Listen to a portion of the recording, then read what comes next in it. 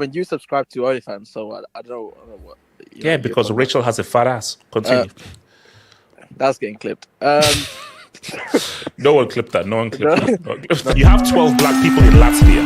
If you're an orphan, you're starving. If stuff was done to you, okay, I'll play any for all everybody out there. I don't approve of Abdullahi said that people should be hanged. I think that's a bit too far. But Obama black that killing on Papa. Drop another thing. That's the break. That's the break. One second. So it's again, the actual draw happened, and so it's actually United versus Coventry. It's Chelsea versus Man City. Why did you do that to him, Mardias? He's a garbage manager. Like he's a garbage manager. Like he's crap. You still lost him. He needs 500 million. He's trash. Like I think we have to accept that he's like we have to like he's trash. Well, we are looking at one of the most fraudulent managers of the 20th and the 21st century. I'm combining both. So we're going to talk about how Pep lied to all of us, how we've been lied to, and we're going to talk about why telling fibs is the wrong thing to do in life. So we're going to cook Lep. And we're going to cook him some more. We're going to cook him even more than his divorced wife. And now we can now see why his wife left him. It is what it is. So we don't need to get personal here, bro. So yeah, we do. Yeah, we do. Yes, we do. Also, I'm gonna do a little review because I did come from the game. So I was at the Arsenal City game and I came close to throwing a bottle at Lep, but like six. Are you a closeted gunner? Are you a closeted gunner? You should have thrown tomatoes at him. No. Look, what's it called? My best friend's wife is a huge Arsenal fan. Had spare tickets, so I went. Wait, you went to the Arsenal game with your wife's friend? Was your? I mean, with your friend's wife? With your friend's wife? Yes. And I was best man at the wedding. Ricardo, you're so sad. Ricardo, don't even go there. Ricardo, don't even go there. Don't even go there. First of all, you're with a woman. That's to start. That's a pretty big dub in my books. The HH with the woman. Yeah, that's why. Okay, we're not starting like this. Can we get some W spams in the chat, please? AJ was seen with a woman. Anybody who puts W, ban them. Mods. Anybody who puts W or anything. Hey man, we're just encouraging you. No. Encourage mods. If you say any W's, ban them for at least 2 minutes. Put them in someone for at least 2 minutes. You're gonna ban the whole chat. Yeah. Yes. Yes, so no one speaks. So and guys, just to be clear here. So remember, guys, it's a bit. So Thursday we are doing our Kendrick preview, and we're going to do the NBA because I was going to do the thing, but we're going to do that for Thursday. So Thursday Vibes Hangouts is happening on Thursday, where we shall discuss the NBA trade and the preview of what Kendrick could do to that Canadian. Is W a letter or just two U's? Double U's. Yeah. Damn bloody fool. Why did Gatlock turn into Socrates, man? So guys, we're gonna discuss the beatdown. Then I'm hearing Yamal is the father of 1 or 2 kids. How many kids has he adopted? Five. I think he five. No, So he's got 5 new kids. Rafinha. Five, not including Mbappe. Okay. Okay, 5 with Mbappe because you can't father a father because Mbappe is already fathers Messi. So how do you father a father? That does actually make it. Hey man, grandfather at 17. I don't know whether like during brain surgery the mass amount of stuff in your brain. Maybe that's why your brain is not working. Grandfather at 17. Grandfather don't exist. So we're going to talk about Yamal, Barca, Conanda, and the lead. Should Real Madrid be shook? Are Barcelona going to win this league? Are the real Barca back? And we're going to touch a bit on the Milan derby. And guys, I want to ask a question. So I told you, so Milan derby, Barca, City, and Arsenal. Let me ask a question to the streets and everyone. Should we talk about United? Napoli drop points. Not really. Nah. You're Talk not about in talk all about we who? used to them being crap at this point. Kenny, thank you. Kenny, thank you. don't need to. All we Nah. used to them being I know. crap at No, this no, point. no. You would. Yes, you're talking about them. Yes. Kenny. Yes, This is like yes. kicking someone when they're down. I don't care, man. Should we talk about those Yeah, clowns? talk about them. We're talking about them. Okay, you know what? Okay, we will. Okay, we will. Okay, I will leave some space for those We've clowns. literally been being a dead horse for 10 years now. Ricardo, I thought you shut down the border like Trump. Wait, what? I thought you shut down the border like Trump. Why do we have a guy on loan when the border should be shut? January transfer window. Some people still smuggle their way through, man. I don't know. Okay, you know what? January let's transfer window. just keep going. So, guys, remember, guys, like the vid, subscribe if you need. And if there's anything you wish to add to the show, please feel free to send in a Dubinsky. Because of Samasi and Respect to Woman, I am taking a sabbatical from OnlyFans. But Samasi, I'll be back. Samasi, I'm going to be back in the match. Samasi, I'll be back in the match. Okay, Samasi. Are they having a summertime? Samasi, it's called new content tax. It's called new content tax. It is what it is. I'm sorry, you know, like there's only so much time I can spend away. So, baby blue. thickness tax. What's it called? So, let's now start first here with this. Okay, you know what? Let's build up. Let's actually start with Arsenal before we cook that bald-headed fraud. Money Miss. Your fans know how to sing. Shout out, Cosmo. Yeah, no. Those guys, they love this sing. Okay, can we just obviously, so guys, I'm currently editing the vlog, so the vlog will probably come out tomorrow. Here's the thing. Now, you're a vlogger now. Don't nobody want to see that. Who said nobody? Who said nobody wants to see that? Who said? That was Kenny. Who said that? Kenny. I didn't say that. Oh, yo, that's crazy. No, that wasn't me. No. Man moving like senior That's citizen. actually quite. So on my own channel, you're actually abusing and sauce. I'm moving like my goat drink. No, that wasn't me. That wasn't Kenny. me. That's crazy. But no, Kenny's fine. It wasn't me. Kenny, I'll remember it for future. It's fine. It wasn't me. Kenny, it's alright. You know, it's alright. You know. So wait, hold up. So my thing though is this. This is what I'll say. Money Miss, I couldn't find the UCL. I searched everywhere. I couldn't find the Champions League trophy. But even if I didn't find the Champions League trophy, that stadium is better than our stadium. But it makes the bridge look really shameful. Did you check out the moves? I've been to the bridge. Havertz, Jovan, you didn't go and see the. You had to go. You didn't go and pay your respects. Like, come on, man. No, okay. Look, okay. Let's start with one because before we cook, let's just do our homework first. So let's start with Arsenal. So, Money Miss, no Saka, no Jesus from the favelas. Were you shocked with a 5-piece meal? Were you shocked that City ordered a 5-piece meal even though Saka and Jesus were not on the menu? Just quickly in terms of the songs, like I can tell you're shocked because, like, you know, Chelsea only have like that one song, you know, Chelsea. It's the same song, but can we just review this dab? Look, Money Miss, I've given you your dub. You guys know how to sing and you've got a lot of songs, but I couldn't find the damn trophy. And Money Miss, I searched everywhere. Money Miss, I searched everywhere. Wait, Money Miss, what's the chant on the train that Chelsea do? Okay, so Money Miss, thoughts. So are you shocked that City ordered a 5-piece meal even though Saka and Jesus were not on the menu? I'm shocked at it being 5, but because we have more. We have more. You don't. Bro, all you have is different rhythms. You don't have different songs, man. Chelsea. Excuse me. Chelsea. Sebastian, that's it, right? You know that's it, right? Sebastian, that's it. That's the only chant. It's the only chant you have. Every fucking game. What do we talk? What do we? We're not doing. And you guys have that. And you guys have that war song whenever you win a Champions League game. Money Miss, can you talk on this 5-piece meal? Chelsea. You respect the intro and the song at the end of the game. No, what's it called? Even animes have intro and outros, man. You guys don't have just true. It's just one song. It just leads into one song.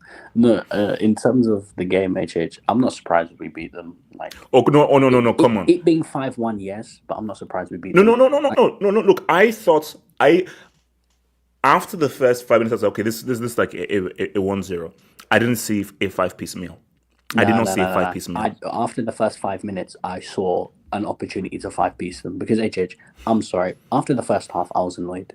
I was annoyed because for some reason they were there for the taking. From minute one, they were there for the taking. But we decided to put our foot on the ball and let these lot off the hook and try to control the game instead of trying to speed up. The minute we started the second half, we just thought to ourselves, do you know what, these lot are shit. Forget trying to keep control of the ball. Let's just go out there and attack them. And they're shit. We attack them every single time. We look like scoring. Listen, I'm not gonna lie. There needs to be had of conversations because people like to talk about who's got the best academy in England. Is it Man City Academy? Is it Cobham? Oh, here we go. Like Cobham. Is it like Cobham? Oh my God! Is this Miles Skelly and Nuan? Is this what we're doing? Listen, I'm gonna be honest. The only two youngsters that can talk to Miles Lewis Skelly that are better than Miles Lewis Skelly is Yamal and Kabasi. After that, I don't know anyone else. You're doing too much. That's too much. That might be a red card offense. That might be a red card. Yeah, that's crazy. Doesn't surprise me one bit. I knew it. I knew you'd go. A guy does the yoga celebration once, and then now all of a sudden. You drop a 5-piece on a ball-headed Catalonian, and you see this madness that still clap. Has Lewis Skelly played 20 games? Bro, I'm not gonna lie. That Skelly you looks like a freaking 5'5". Has he played 20 games of professional football? Let's be serious. No. But here's the thing. No. But you know what? I'll give you Ethan Hunt. No. Money Mace. Miles Skelly is good. Ethan Hunt, I'll give you Ethan Hunt. Ethan Hunt, that's a player. Well, most of them Nigerian. Miles Skelly locked down Morgan Rogers. Miles Skelly locked down Phil Foden. Miles Skelly locked down Kulusevski. Some of the best wingers in this league. Miles Skelly locked down on these guys. Agent 47, come on. Agent 47, come on. Foden hype in 2025. Yeah, Foden hype in 2025, come on. No, but guys, what are we saying? Are we saying Nwaneri is now clear of Foden, or are we being too... He was always clear of that bomb. True. Wait, is he player of soccer then? What are we doing? The streets. No, Ricardo. I'll tell you then. Ricardo. This is the year of our Lord 2025, and the year of our Lord 2025, we're going to expose all frauds, and that includes the child barberer. Listen, Ricardo. In 2025, I am not promoting child barberer. Forget year of the Lord. We're in the year of our King. We're in 40 AB right now. Okay, after Money talk to me. Money. Listen. I don't want to talk about 47. I've done enough on that guy. We don't need to talk about him. I've got better things to talk about. HH, you need to understand, Ethan Nwaneri is 17 years of age. He's already got a trademark finish. That whip outside the box, far corner. Did it midweek, and he did it again. You're doing too much, man. You're doing too much. So the only two young players better than him. So you're saying Ethan Hunt is the third best teenager in the world. Is that what you're saying? This is why Miles has shown more than Ethan. This is why nobody ever wants Miles has shown more than Ethan. No, guys. I'm being honest. Arsenal. Let him have his phone. Let him have his phone. We actually have a real academy. Because Ricardo, we know how this is ending in May. But hold on. We don't do what Manchester City and Chelsea do, and that's buy academy players at 14 and act like we made them ourselves. You know, if Arsenal win the Premier League, Saka's getting coached out. No. We actually made these guys from the age of 6, from the age of 7. Manchester City Academy. Oh, we made Jadon Sancho. No, you didn't. You bought him at the age of 14 from Watford Academy. Chelsea. Oh, we made this guy. We made that guy. No, you didn't. You bought them when they were 16 from Brazil. You didn't make anyone. So his James is not made.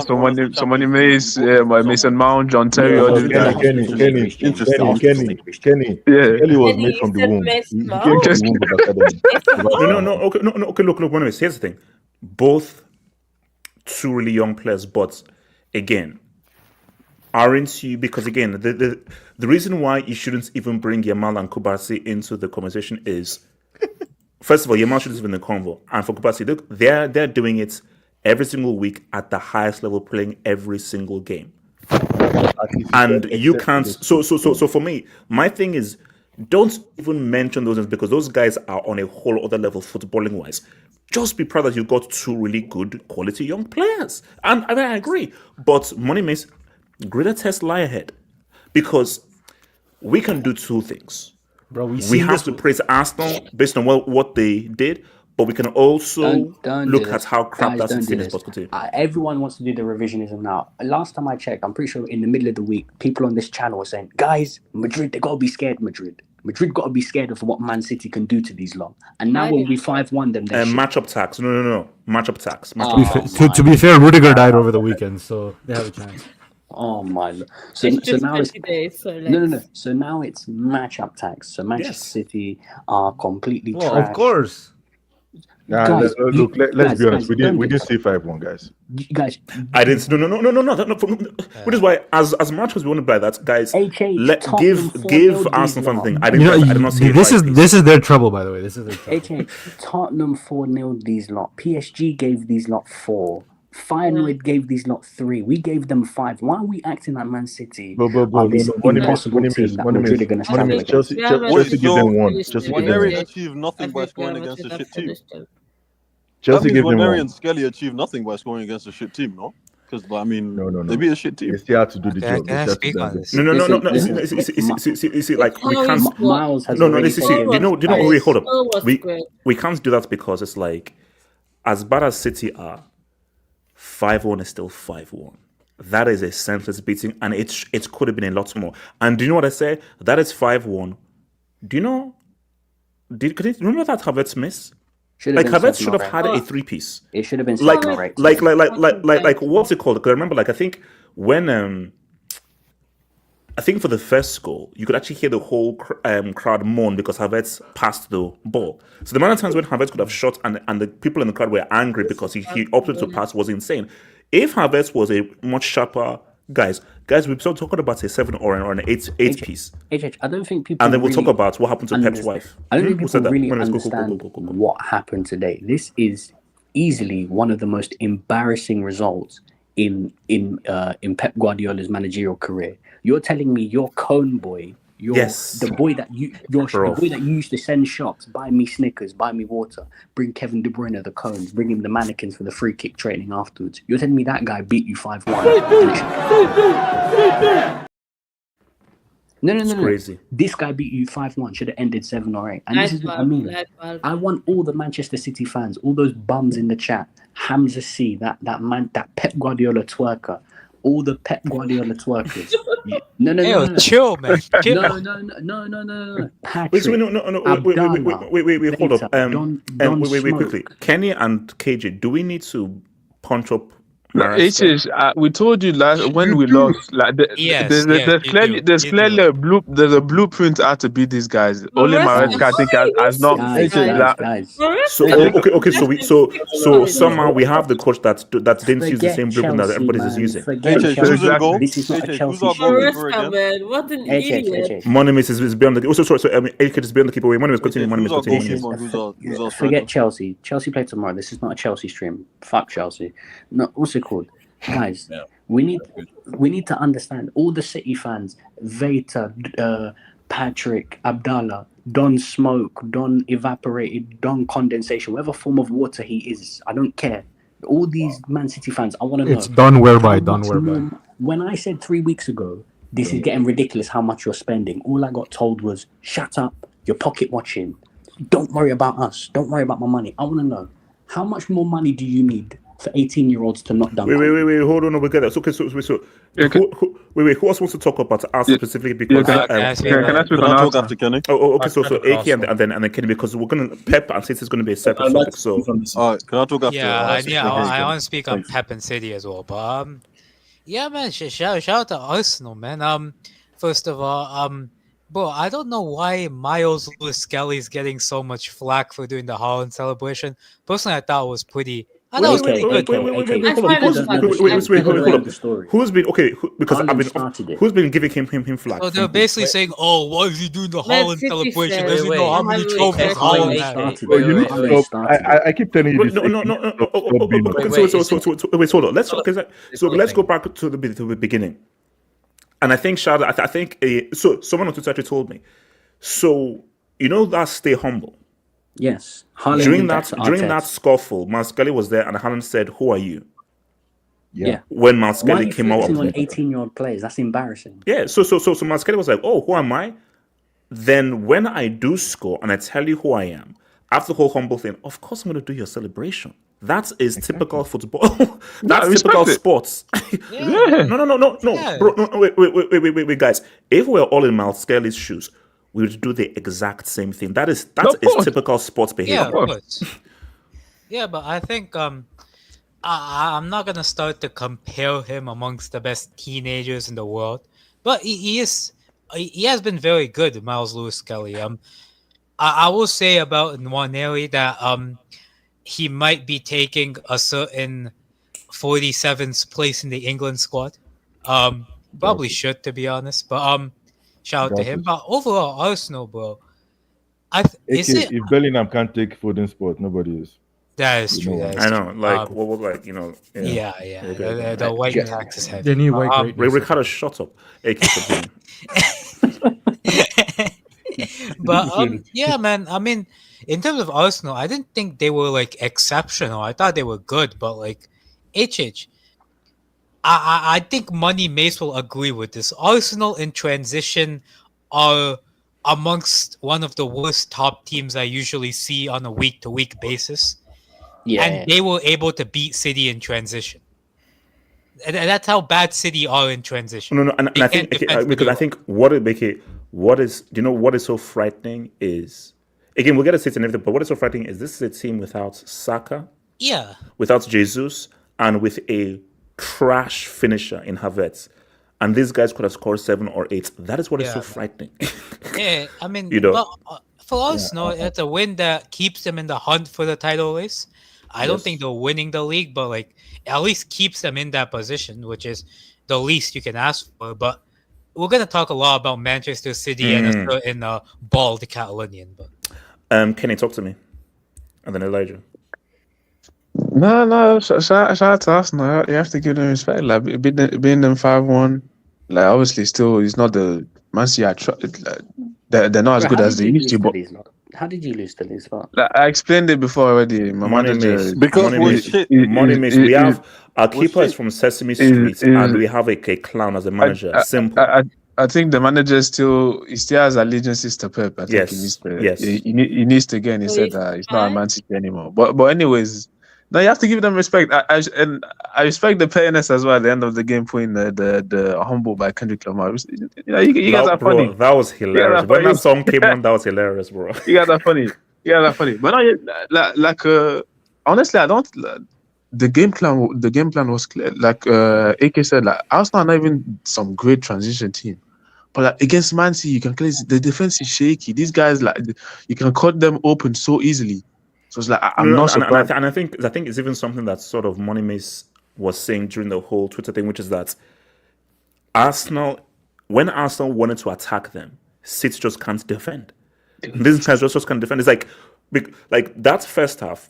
I was like, Arsenal, what are you doing? Because they allowed City to get back in the game, and we're just like, okay, let's try and do a 1-0. But once Arsenal just said, no, let's go out and just attack these guys, City just don't know what to do. And you're looking at just a team who are just frails. But when Arsenal just decided to play at a high tempo, those it was GG's. It was GG's. Yeah, and I thought maybe especially when Alan Nicolai like thinking maybe Arsenal might falter a bit, but directly they scored the second. Thomas Partey scored that second like immediately, so he didn't even Man City didn't have time to like even celebrate. They draw the game, and then not even 1 minute later, like you're back down. So it's like and then they just killed the game afterwards.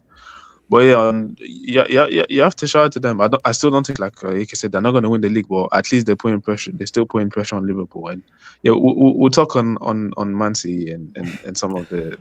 So wait, I have a question. Wait. Let me come to Elijah. Elijah, talk to me. HH, today is a great day. HH, today is a great day. First. No, hold up. So, has the manner of the victory? The manner of the victory. Yeah. Has it changed your viewpoints about the title race, or is it still? Or do you still feel exactly the same as you did after the Bournemouth win? The same thing. HH, I've said this I've said this when we beat these guys. Remember when we beat them back in think it was the time we had Newcastle, City. No, it was Newcastle, Madrid, then City. Then after we beat City 2-0, I told you that there's a blueprint to beating these guys. There's a very easy, blueprint. But I don't know, 5-1. Okay, so you don't think 5-1 is a bit of a statement thing, or it's just still the same? It's a statement to say that I believe this is the game that told City that you're done. Your season's done. Yes. Yeah. Like City, your season's done. And then, in my opinion, I think this now is a 2-horse race. And Elijah, I'm just saying that if we don't win on Monday and don't capitalize, I'm checking into rehab. Elijah, no, just keep it up. If we don't win on Monday and capitalize on this and get that 4 spots, I'm checking into rehab. Wait, hold on. Elijah, did I crack a joke? Wait, no, hold on. Elijah, did I crack a joke? Rehab. I can see Grandpa celebrating at Sanford. Oh my god, No, Kenny, let them celebrate. Then I'm checking to rehab, and then and from rehab, I will make sure that rehab, man. Come on, it's West Ham. No, Monimace, you're missing the bigger picture here. It's the dunks on lep, and if we don't capitalize and get those 3 points to put us in 4th and put this, guys, well, we are building a resume here. We want a scenario where these guys don't qualify for the UCL next year. Yeah, that's Lepin. That you gotta understand. That's what we want. That's what we want. Like Monimace, RTR. Read the room. Read the room. You gotta understand. Wait. Hold on. Elijah, continue. Elijah. Not only did I say this is a great weekend in pro because I don't want City in the Champions League. I don't want City. I want to see City in like the conference, bro. Like Nottingham Forest winning 7-0. That was fantastic. This was amazing. This was absolutely amazing. But the fact that they did this without a striker, I have to take my cap off because we should have also put 5 of these dudes. Their back line is so easy to get through. Stones is an absolute joke today. Bro, Stones, Gerard Piqué, man. Like Stones was responsible for 3 of the 5. Yeah. Can we agree on that? Yeah. Wait. I mean, bro, like allowing Havertz to Tony like that is scandalous. But Elijah, hasn't this guy been playing in DM since? Like during that treble season, I'm pretty sure it was beside Rod. No, but Gatlock, John Stones is just proof of like there's so many players that Pep has who are just like they're all possession players, but they can't actually do the basics of like defending and that. No, Dora, we'll cook Pep. Sorry, Elijah, continue. We'll cook Pep. Can I go after Elijah? So Elijah, this race now, it's now 2 teams. End of. It's Liverpool and Arsenal. I think it's going to keep going. It's going to keep back and forth. What about Chelsea? Who? RH Chelsea. But I'm just saying. Wait, is it already ended? This is the year of the title. May 10. Put that. What's it called? Elijah, I don't know what he keeps on. KJ, talk to me. KJ, and then come to Master. KJ, talk to me. You know what's happening on May 10. Sure. Chelsea I'm generally a very stubborn person, but after today, HH, I have to admit certain things. Sure. He is a lot to blame for what is happening this season. Yes. From the start, recruitment, like we said, we don't know his relationship. So who's a lot to blame? Who? The Lep. No. We are focusing on Arsenal here. Trust me, we have a whole Pep, fair enough. like we have a whole Pep menu all prepared. So this was about Arsenal and about whether Ethan Nwaneri is clear of Pele according to Monimace. KJ, I don't wait. He did guys, play when I crack a joke, you'll know when I crack a joke. I don't know why you guys are laughing. He so did play KJ, I'll ask again. Pele. I'm not asking a joke. Monimace said Ethan Nwaneri is clear of Pele. Do you agree? No. It's a simple question. I don't know why you're laughing. I'm not asking a joke. KJ, can you just answer the damn question? KJ. Did Pele ever crash up on Pep's Man City? Wait, at least his goals are on video. Hold on, KJ. Did did Pele ever crash it on Pep's Man City? The answer is no. So that's all I'll say. When it comes to Arsenal. It was an impressive win. It's one of the most significant wins in their club's history, at least the recent history. The way it was done, not just the fact that they won, but the fact is, I think Peter Drury said a stat during the game. For 6 years, Arsenal didn't take 1 point from City. For 6 years, they did not take 1 point from City. Like, that is insanity. Right now, to go and beat them 5-1. They beat them last year. I think before last season they said there was a point for like. No. Because remember, there was a long period where like all they took away were just L's. Yeah, that was the banter era. The banter era Arsenal, right? He said for 6 years they didn't take a point from City. So I think it's the manner as well, but also the significance of doing it without Saka is also exists, right? Like you said, if Havertz was a serious player, this probably could have been 7 or 8. And it's looking like the worst defeat of Pep's career. What is the worst defeat of Pep's career? I imagine like this is up there, top 3 or 4. I imagine in terms of just like this. This is top 3. This is top 3. Yeah, I imagine. Yeah, this is up there. So like that just tells you the significance of Arsenal. No. For me, I still feel the worst is the Tottenham one. I think that is the worst. Yeah, to 14th place. Tottenham. Which one? UCL. This might be second worst. Based on just this season, the 14th place Tottenham winning 4-0. No, not this season. I think the UCL one's worse. Like 7 or something. Wait. Hold on. Continue. So Arsenal, continue. KJ. So I think standouts today. Salibas, that guy.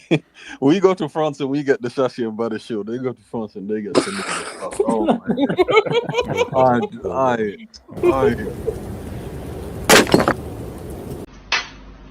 Yay!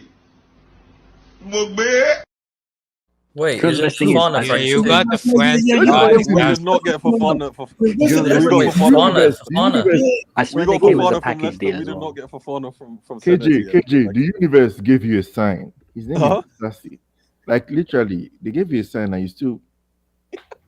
KJ, they came as a package deal. They conceded like 70 goals in French league together. No, you man are not serious. One of the worst centre-back partnerships I've seen, bro. Allow it, bro. At this point, I don't know. You can only laugh, to be honest. Saliba was very impressive. Raya didn't have much to do, I think, in general. Haaland's goal was good, but, it's Haaland. Didn't do much else in the game.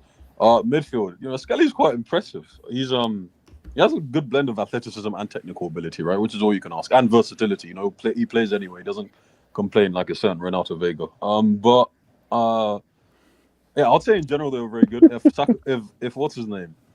If like we said, Havertz has already beaten his total from last season, by the way, and was not at the end of the season. I mean, he's still crap. He's still rubbish. Like I tweeted, he's a scrub, but he's not a complete scrub. You know what I mean? No, he's a donkey. Timber was pretty good. All around the pitch today, they were very good. And Waneri to come on and put the icing on the cake, that was very good. Also, shout out to Timber. Like, now I don't know why he did this, but like at the end of the game, he was like the only guy who stayed and I pretty much clapped and basically did like a whole lap around the pitch, like clapping the fans and everyone. So I don't know whether that's respectable. And let's just talk about those guys, the other team in the first place. No, wait. Okay, so is everyone done with Arsenal? Wait, can I talk a little bit on Arsenal? Okay, wait, hold on. J Swiss and then Samantha. J Swiss, talk to me. Just quickly on the whole like youth academy thing about Arsenal. Is it true that Hector Bellerin came from the Arsenal academy? What? Barcelona. I thought it was Barca. I think he's No, he Barcelona came from Academy. Barcelona. He's Barca Academy. He's La Masia. I don't claim him. Okay. No, you don't claim him. Wait, so who else came? See, Hector began his football career at Barca Escola Youth Academy. No, Fabregas is Barca as well. So is Smith Rowe Arsenal Academy? The greatest left back in Prem history, Ashley Cole, is Arsenal Academy. No, I'm talking about Smith Rowe. Is he Arsenal Academy? He will be. Yes, he was. Was Eddie Nketiah Arsenal Academy? No, Chelsea Academy. He was at Chelsea at 13. No. That's a lie. That's it. No. That's it. Don't you even dare do that. Don't you even dare do that. Respect Nketiah, man. Because you know that incense exists. Yeah, Nketiah came there from the. He came from Chelsea Academy, no? Yeah, it says here Nketiah came from the Arsenal Academy. No, but he got rejected at Chelsea. Got rejected and then he joined Arsenal. So Arsenal. So next, Jason was next. Yeah. Who else is Arsenal Academy then? Willock is Willock there? Oh, Saka, the best left back in England. Bro, think of any West African. especially the Nigerians. Wait, so Arsenal produced loads of good left backs. So you got Skelly, you got Ashley Cole, and you got Saka. Didn't Arsenal have a Chuba Akpom as well at some point? No. Okay, but just like, look, say it's. But we have to give it up for these two dudes, though. Like Moneymates is going crazy now, trying to compare the academy to El Amasia or even the Ajax thing. What about the English Mbappe? Who's that? Walcott. No, all I know is English. Eo Jacob. I thought it was Rashford you were talking about. He also the English Mbappe. Wait, so hold on. Okay, so wait, what's it called? So Samasi, real quick, because we need to cook lep. Samasi. I think Arsenal played. I think that was their best performance all season. I know to talk about her. Maybe it's because Man City are trash, but they were really good centre back. But my God, if they had a striker or not a donkey who's absolutely useless. Respect donkeys. Respect donkeys. Gadlo, shh. No, I will not respect him. Okay. He's giving me headaches for my national team. If they had a striker, I think they could have won the league this season. All right, well, let me quickly take some Dubinsky's, man. Then we'll cook this bomb. Ronaldo Para, HH, when are you going to talk about Thursday? We're going to have our Vibes Hangout on Thursday. Thursday, we're going to have our Vibes Hangout on Thursday. Pissed, by the way. Look, there's too much to be said. There's too much to be said. That Maverick Gem is on crack. Man. I don't know what you think. Bro, if that guy shows his face in that court side, he's going to get stoned. Inside job. It was an inside job. Shout out to Mama. HH, what did you do? Oh my God. W Riz, man. W Riz. Riz. He's asking a valid question. Streets, can we get a W spam again? You know what? I'm moving on. I mean, you guys, man. What's Colchoneros? Spurs did City 4-0. Let's not gas Arsenal. Look, that Tottenham one was bad. It was bad. Like that was bad. And he was at the Etihad. And it was at their crib. That was bad. That was bad. But this was bad as well. But that was bad. The Spurs one was bad. I was fair. Thanks, job. Napoli dropped points, so title race is still on. There is no goal difference or head-to-head. So if both teams finish on the same points, they have to play for. So we're going to talk about the Milan derby afterwards. The Milan derby was fire, man. Bro, I told you this title race is going to go down to the wire. It's going to go down to the wire. And all I'm saying, I mean, we'll talk about Milan derby, but guys, if Lukaku does this, we have to give him. Oh my God! As one of the best players of the generation. If he carries, if he defeats Inter single-handedly, single-handedly. You know what I mean? Single. Ricardo, were you in school? You know what single means? It means one. You know, there's. Always trying to give credit to. There's one and there's two. Like, wait, did there's someone knock his head when you were in school? I'll just fuck that Malteser. All right. Let's keep going. Stupid. Sergei Stepanov. Arsenal wants to lose another Premier League game in this season. So they're not losing to Liverpool? I don't think so. I think they'll lose at least one or two. Arsenal will lose. But Arsenal are not going to lose many games this season. No. Even last season, they didn't lose. But guys, they see. Dubai mode. You guys do know they still have to come to Anfield, right? Yes. But Elijah, you don't understand. We're going to be off to Dubai in a few days' time. You know what happens? The field. Oh, wait. So shout out to Patricio. Only team that hasn't beaten this Man City team is Don Carlo better not fumble this time. Okay. No, guys, we'll get there and everything. But from what I've seen over the past few weeks and what I saw tonight, Real if Real don't. Carlo out. There is no if. Again, Samasi, short. Okay, Samasi, close your ears just for 5 seconds. 5 seconds, just close your for 5 seconds. If Real Madrid do not impregnate these guys in the first 12 minutes, then I don't know what. Then football makes sense. Real Madrid's defense isn't that good either. Can I ask one question? No, but that's not Carlos style. Wait, hold on. Jesus, what's your question? Are Chelsea the only big six team in England not to beat? Shout out to Sergei Stepanov. Dubai tax incoming. Arsenal win at Anfield 2-0. Watch. Look, Dubai might wear off by the time we go to Anfield, but if we go into Dubai mode, we might win like 5 or 6 games in a row. Who knows? Shout out to Detroit Rock City. Lamasi, you traitor piece of trash bomb loser. Left Bayern for Boychester, divided you clown ass prick. Samasi, do you have any response to be called a clown ass prick? Detroit City, I'm not alone anymore. I'm clubless. I'm not committed to All right, it. thank you for that. So you didn't even go back. So shout to yours truly, Highness Zoro. Pep out. He got out coached by Asteta again by Asteta. Get out. Getting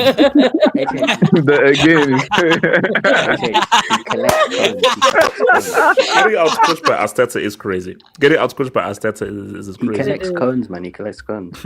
Okay, guys, we're here. Guys, we're here.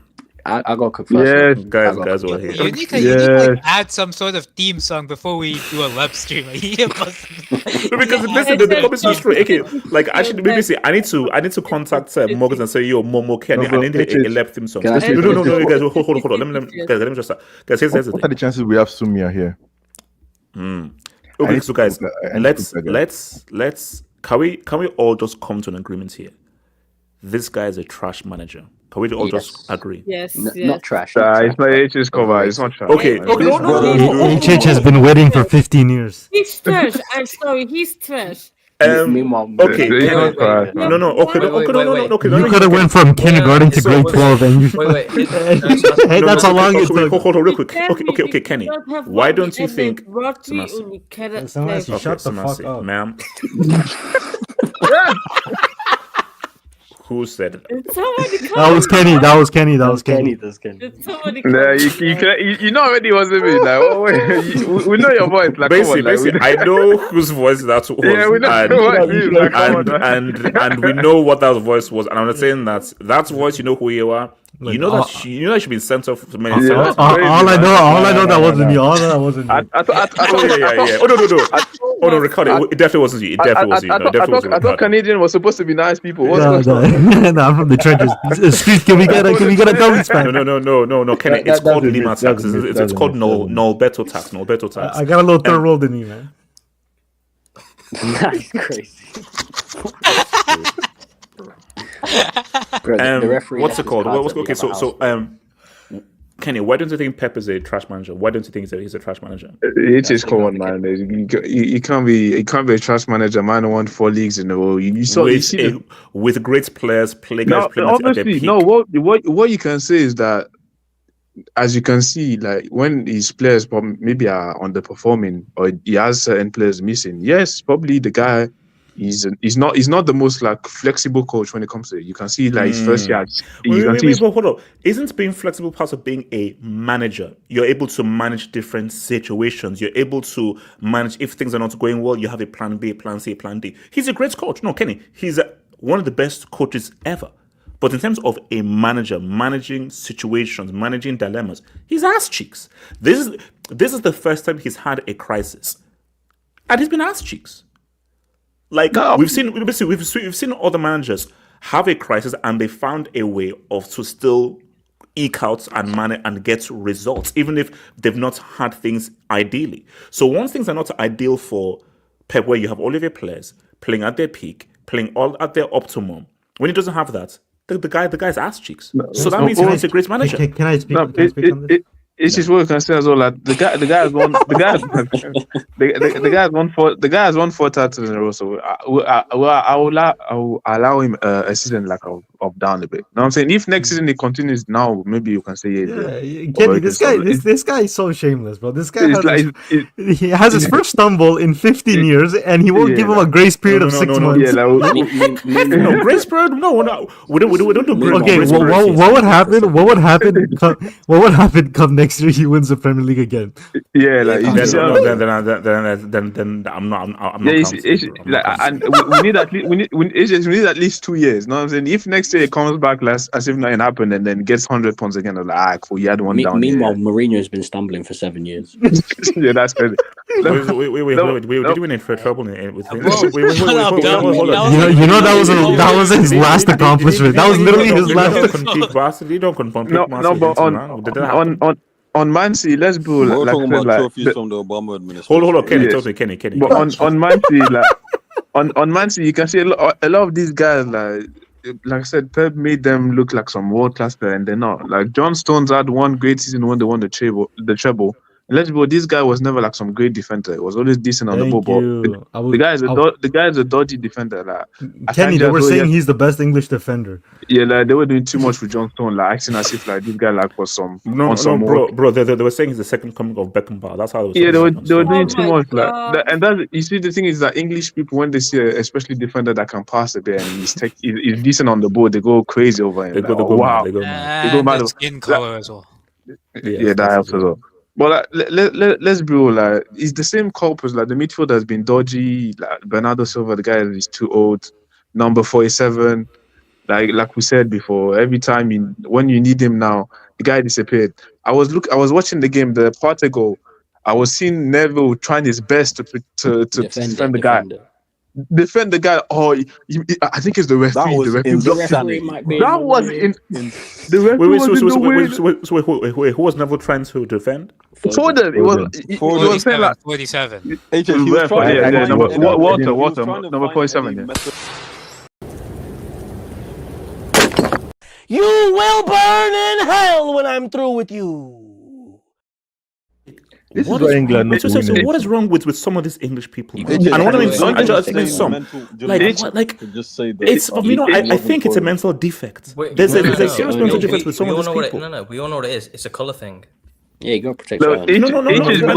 I think no, but see, I guess a color thing, but I don't think you can say it's a color thing, and also it's a mental defect where no matter what, once English people they just choose a guy. They will do everything in their power to protect that guy. But do you know what these morons don't understand? The internet exists. And the young kids, the younger generation, they're not listening to you. The younger generation doesn't listen to you. They listen to rants, to expressions, to Mark Goldbridge. They don't listen to Neville. So you can use your propaganda and everything so much. The kids are listening to you, bro. What? Okay, so guys, what 18-year-old is like? You know what? Neville made a really good point, and you know this one Neville says. What 18-year-old is quoting Neville's for football points? But the thing is, it's not just Neville. It's like every time I watch a Man City game, they will find excuse for the guy. I remember I was watching the Champions League game. They was like, "Oh, he's playing on the wing. You need to play more centrally. Or when you play him centrally." Kenny, did you see his? He was going at Southgate for the Euros. Yeah. Every time, like this guy, the protection. Hold on.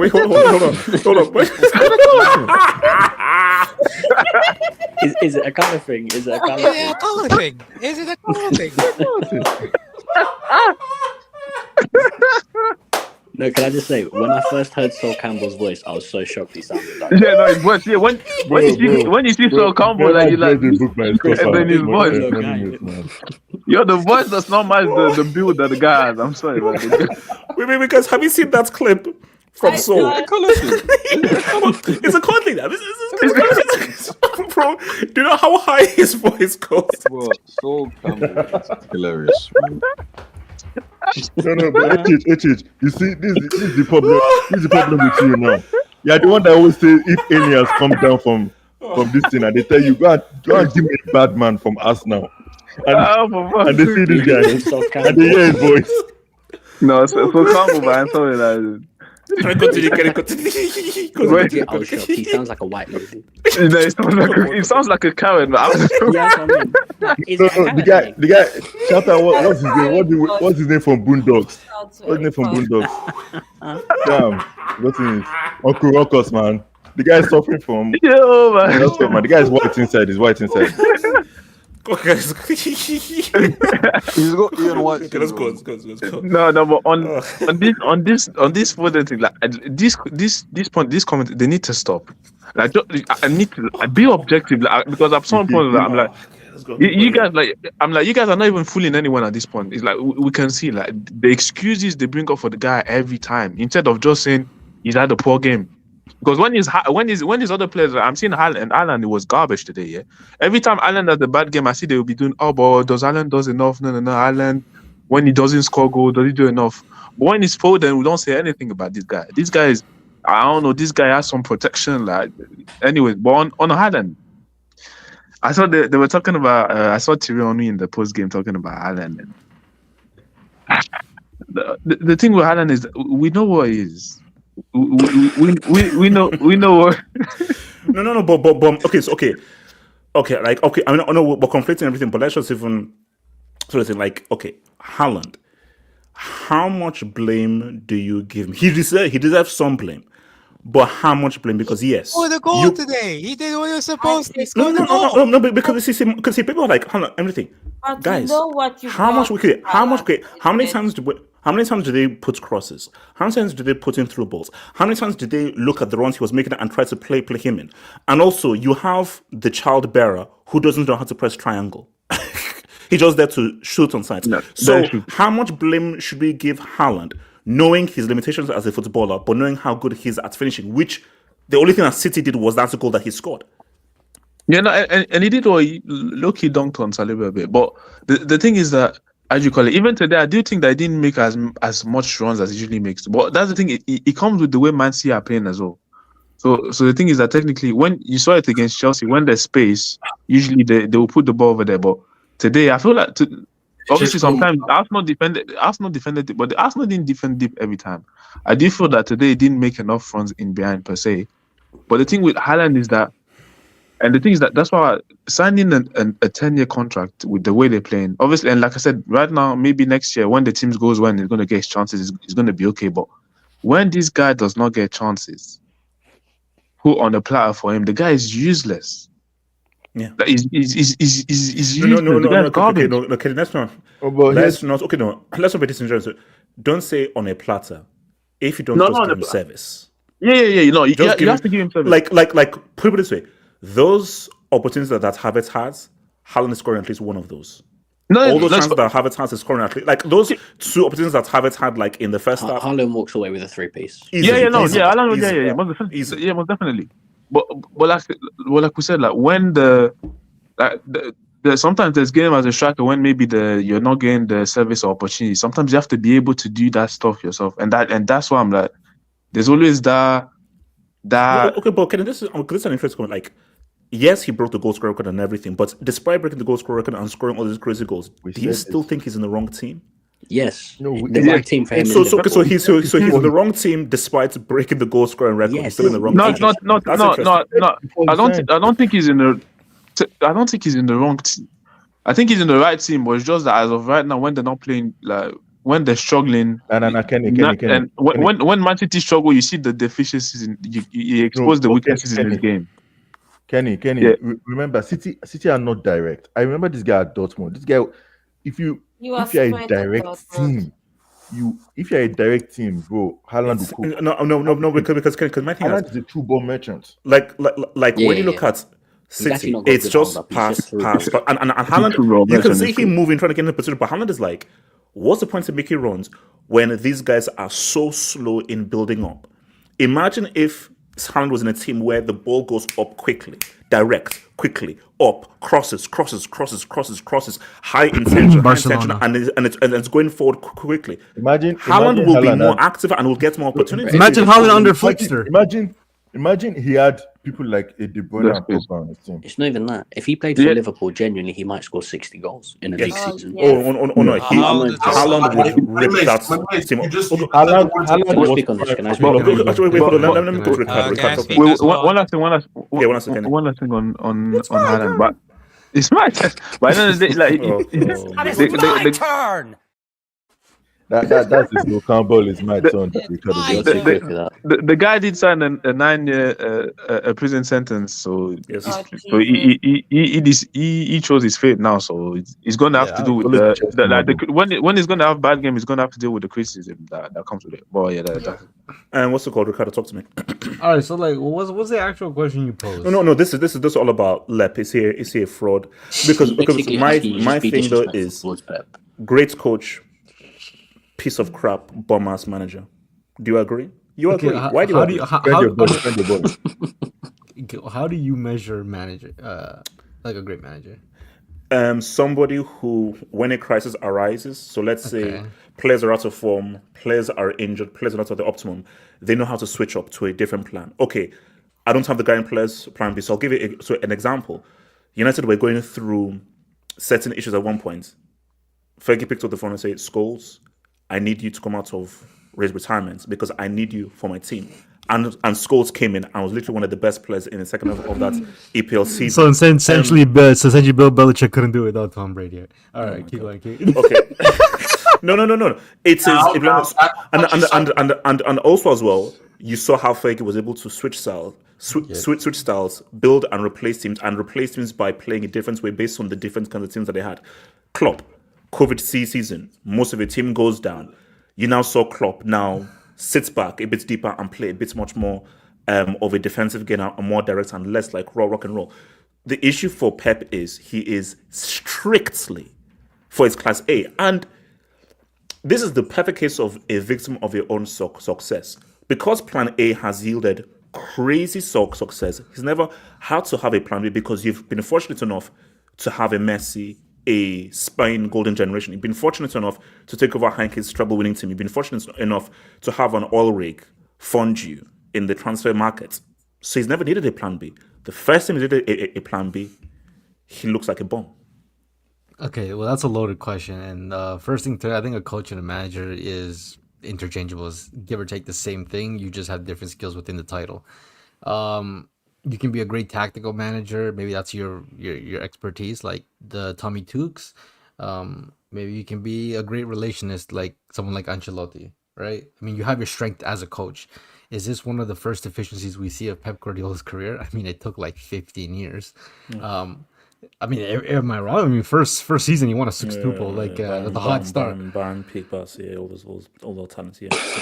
I mean, if it was so. They've won one since 11. No. I said it right. Like it took 15 years with some of the best players of all time. You're right. You're cooking. Keep on cooking. What's the meal? No, we're talking about facts, right? I mean, Barcelona has only won one Champions League since he's left. Bayern have only won once.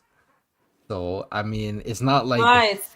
Before and after he left. No, I said after. I said after. No, can you drop a brick? I said after. He did say after. Damn bloody fool.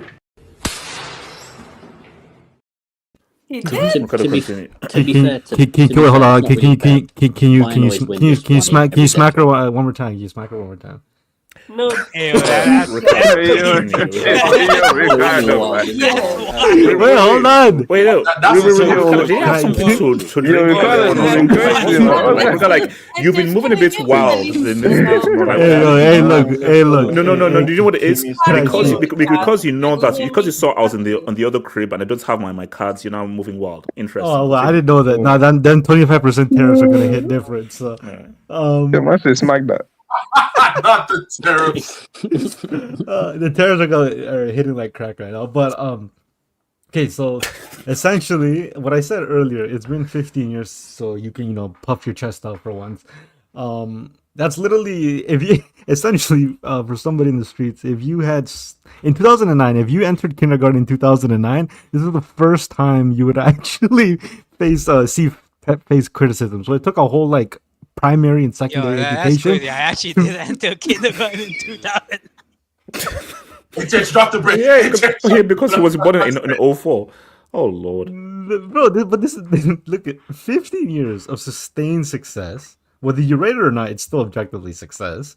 The guy has one hiccups, which, to be fair, it hasn't even been from the start of this season because he actually started really well in the season. We thought, oh, Man City are gonna go 5 in a row, and then what's his face?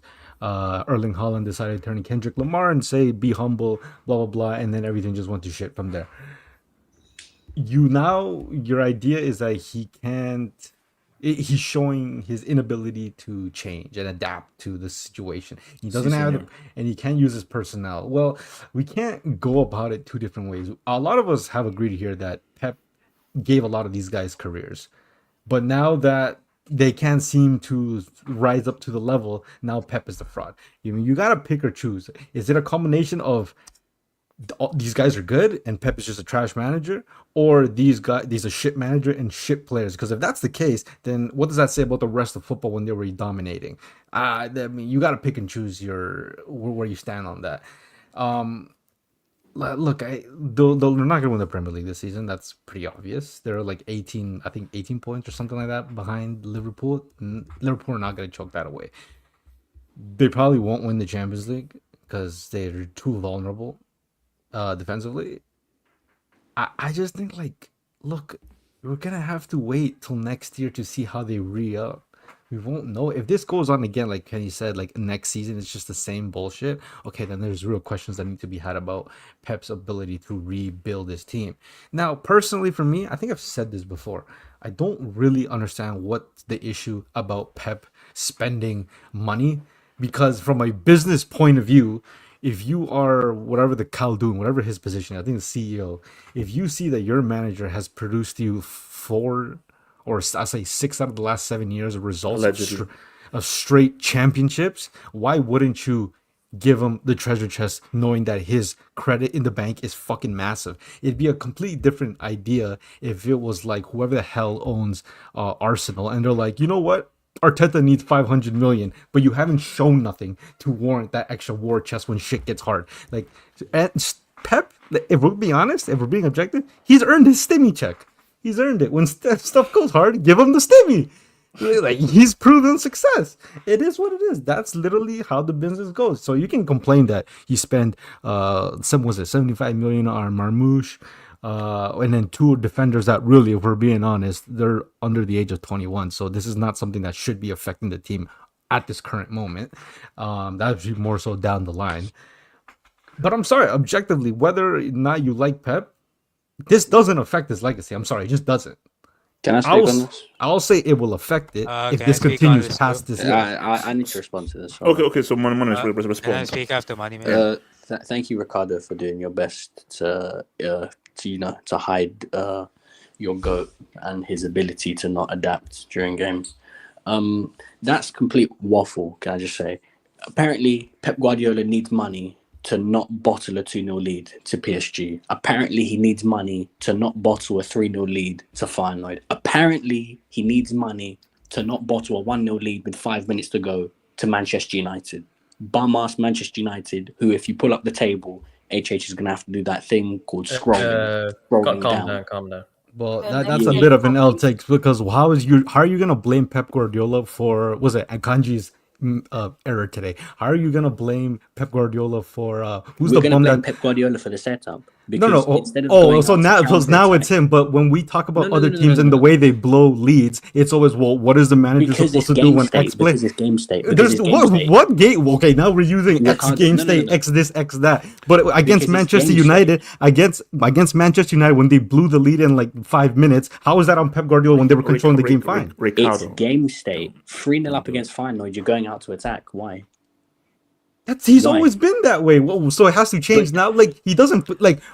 Tell me when. But Ricardo, you literally said what the issue is. He's always been that way. Yes, and because he's always been that way, and it's really so success. This is one time where always been that way isn't so successful. He doesn't have the ability to change up, and the fact that you don't have the ability to change up, it does affect your legacy. Because we now know that you. It's not ability. You just got lucky having those amazing players. So you're saying if he goes past this year, let's just say the season ends, he ends top 4. Next year, let's say he hypothetically goes on and wins the Premier League again. We're still gonna hold whatever happened here against him for the rest of his career. I mean, that's pretty. It's like what has happened. It's a stain on legacy. It's not ability. See, you guys arguing with HH is so pointless. Guys, you can't change. You wouldn't change my view. It's not ability. It's ego. Because all the Manchester City guys are like this. Sorry, go for it. When Real Madrid went to the Etihad, deep block, defend deep, counter-attack, all I heard was, it's disgusting, impure football, Bernardo Silva, Pep Guardiola comments. This is not how football's supposed to be played. This is not the pure game. Only one team has come to win the game and win the football match. Funny, because in the 22-23 season, when you were in the title race with Arsenal, I remember you specifically going to the Emirates and defending in a very deep low block with 30% possession. But when you do it, it's fine. But when other teams do it, it's not okay.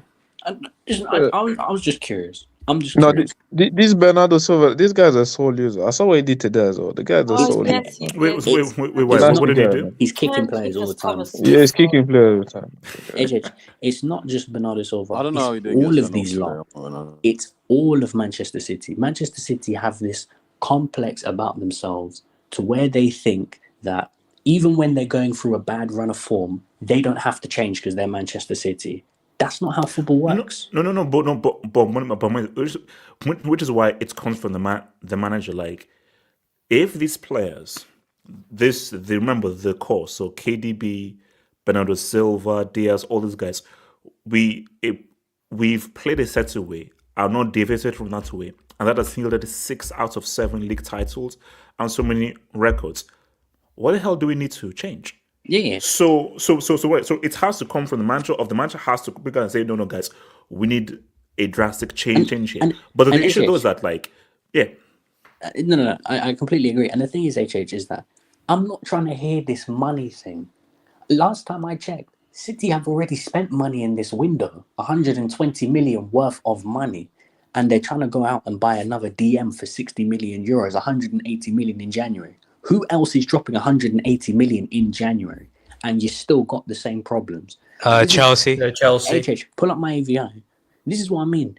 All the time, Ruben Amorim comes into Manchester United 2 months. None of the players are his. What do we have to hear? No. What do we have to hear? Ruben Amorim, and I don't even like Manchester United. But Ruben If you were Amorim managing is told Arsenal right change. now, would you drop 180 on a winger and a striker? Yes or no? They do it because they can. That's what you do when your team's in trouble. You address the issue by buying players. Like, how? Who is the thing? Is they're buying players because they literally do not have the quality in those positions. If he had the squad depth and wasn't using it, you could criticize him. But he literally doesn't have it. I'm sorry. But you've completely missed the point I argued in terms of the money.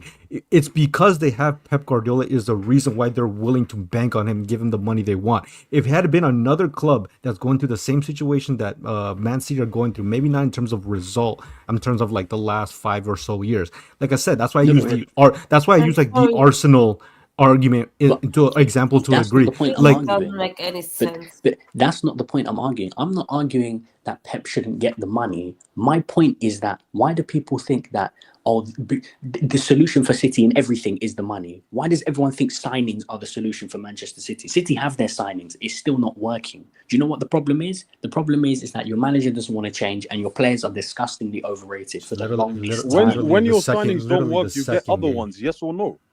You make mistakes and you rectify. It's literally Marmoush's second game. We spent 1.7 billion on our rubbish squad, right? We still admit that we need a striker. We still admit that we need a striker. I don't know why you need to.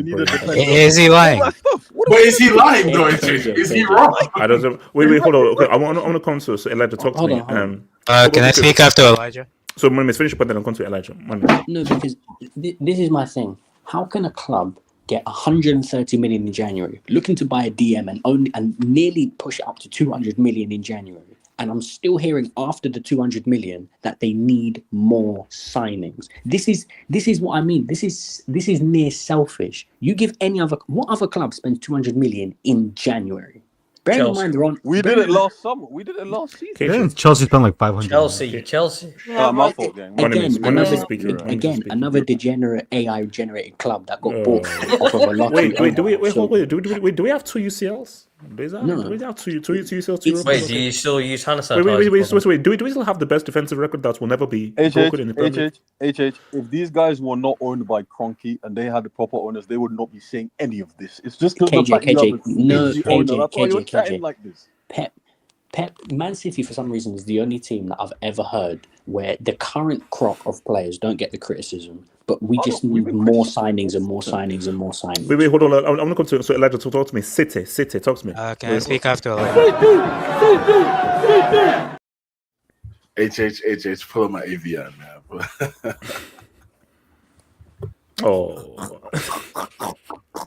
Fresh hot L's. Wait, hold on. I cannot replace him.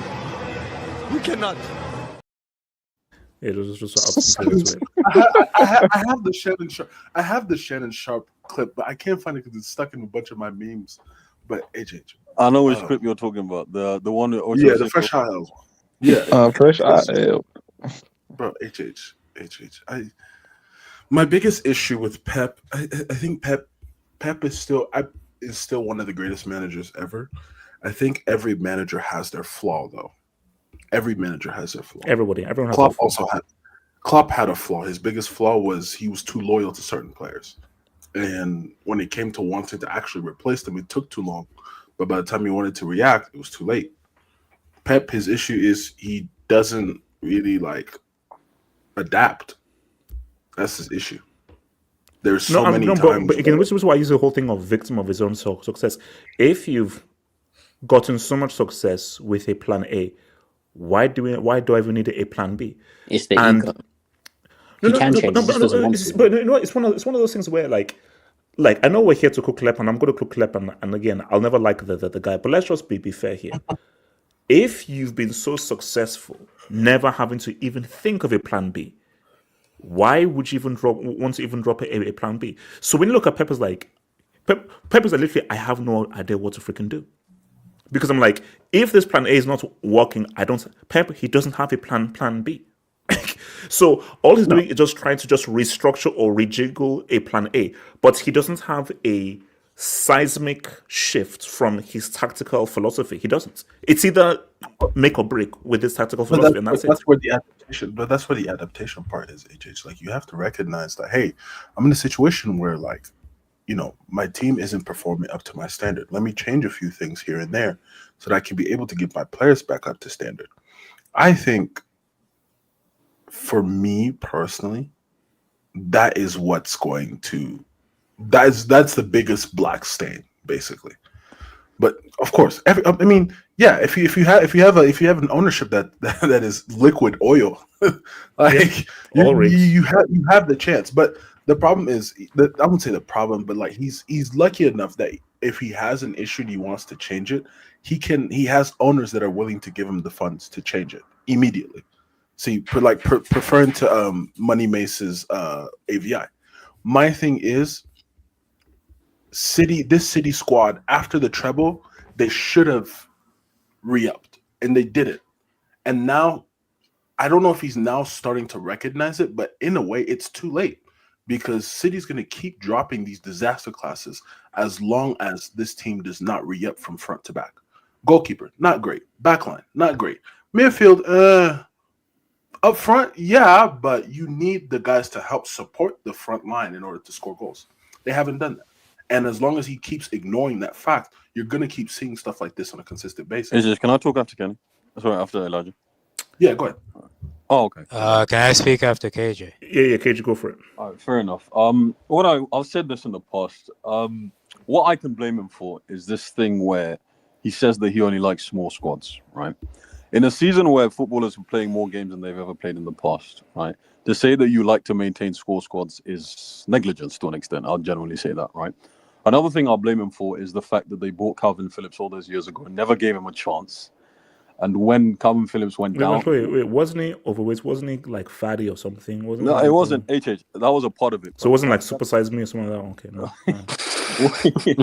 One thing you can do is... One thing we know about Pep for the most part in City is that of all the teams in football, right? If we're talking about the super clubs, it's Atletico Madrid and City where the team's success is built in the image of the manager. Almost no player goes in or out without the manager's approval, right?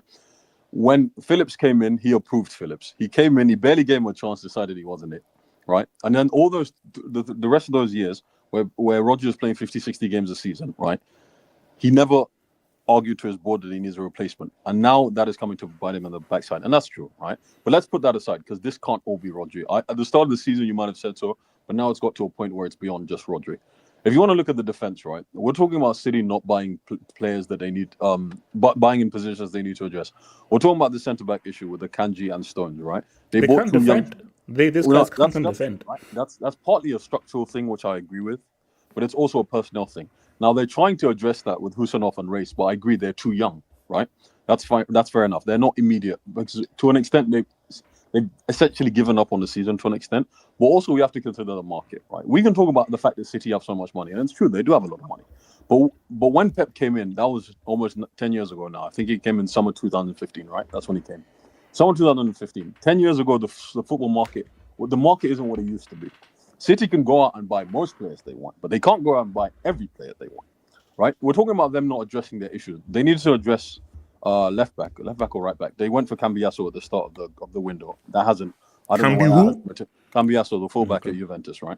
With the centre back issue, they bought Husanov and they bought Race, right?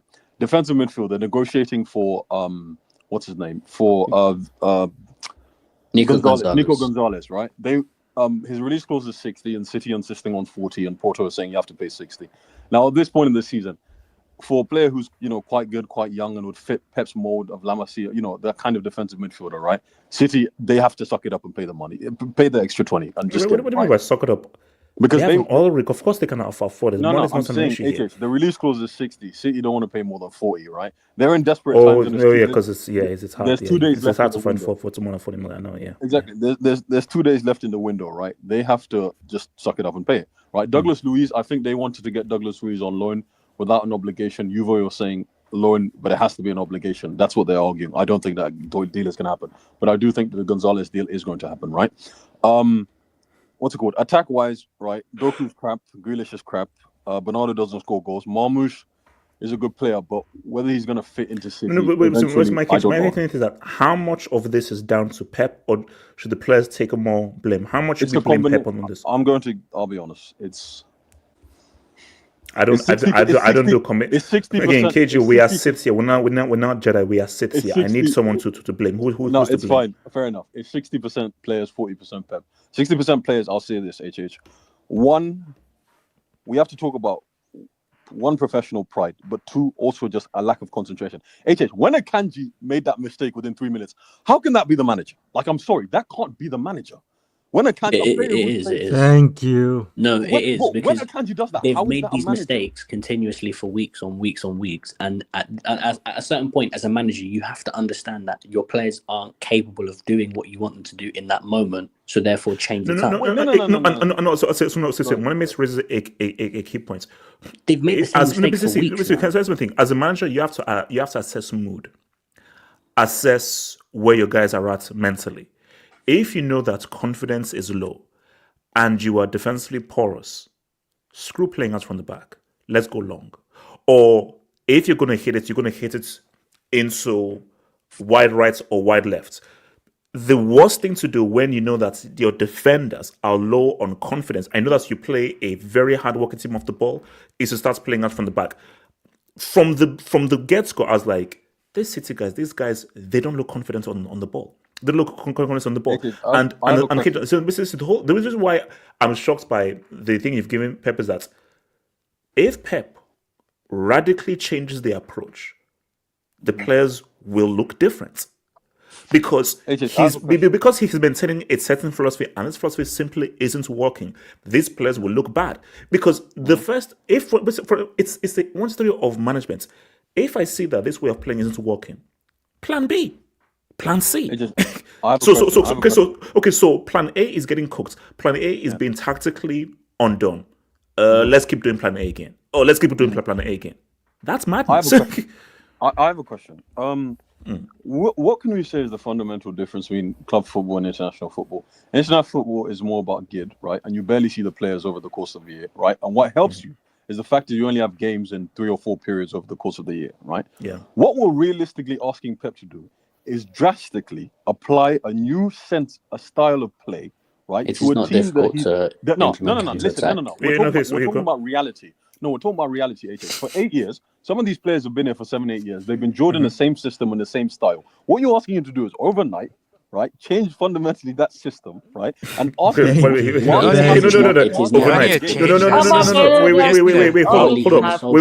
KJ, I've got something. KJ, you made a mistake by saying overnight.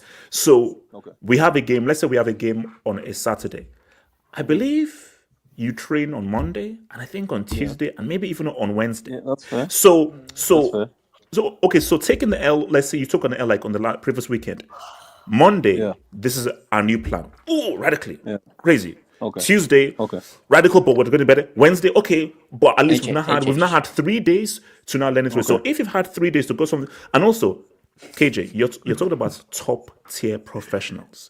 If as a top tier professional, I don't care whether you've been doing it for a million of years, if as a top tier professional, you can't change to a few bits deeper, You're Let's facing give top up tier professionals as well. Wait, Like, it can I doesn't speak matter. on Guy, something? HH, If Ole you're Gunnar if you're playing Solskjaer every 3 implemented a days, counter-attack system at Man United in his first 2 months there. 2 months there. that's with fine. a That's fine. dead United Manchester don't win United team. anything, so that's a moot point, right? What we're talking Also, about here, right? also, also, also, What we're also, talking KJ. about Let's here- wait, Can wait, I also, speak KJ. on- Let's talk about our wrong guy, Tuki.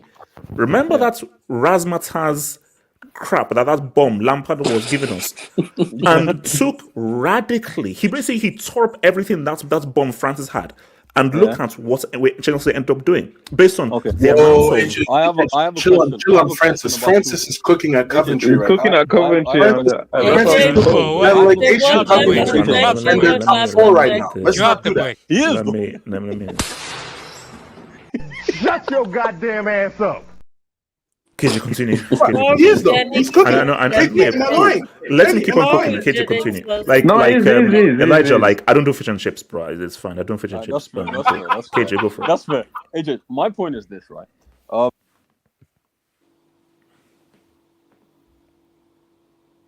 KJ, You're mute mute. yourself.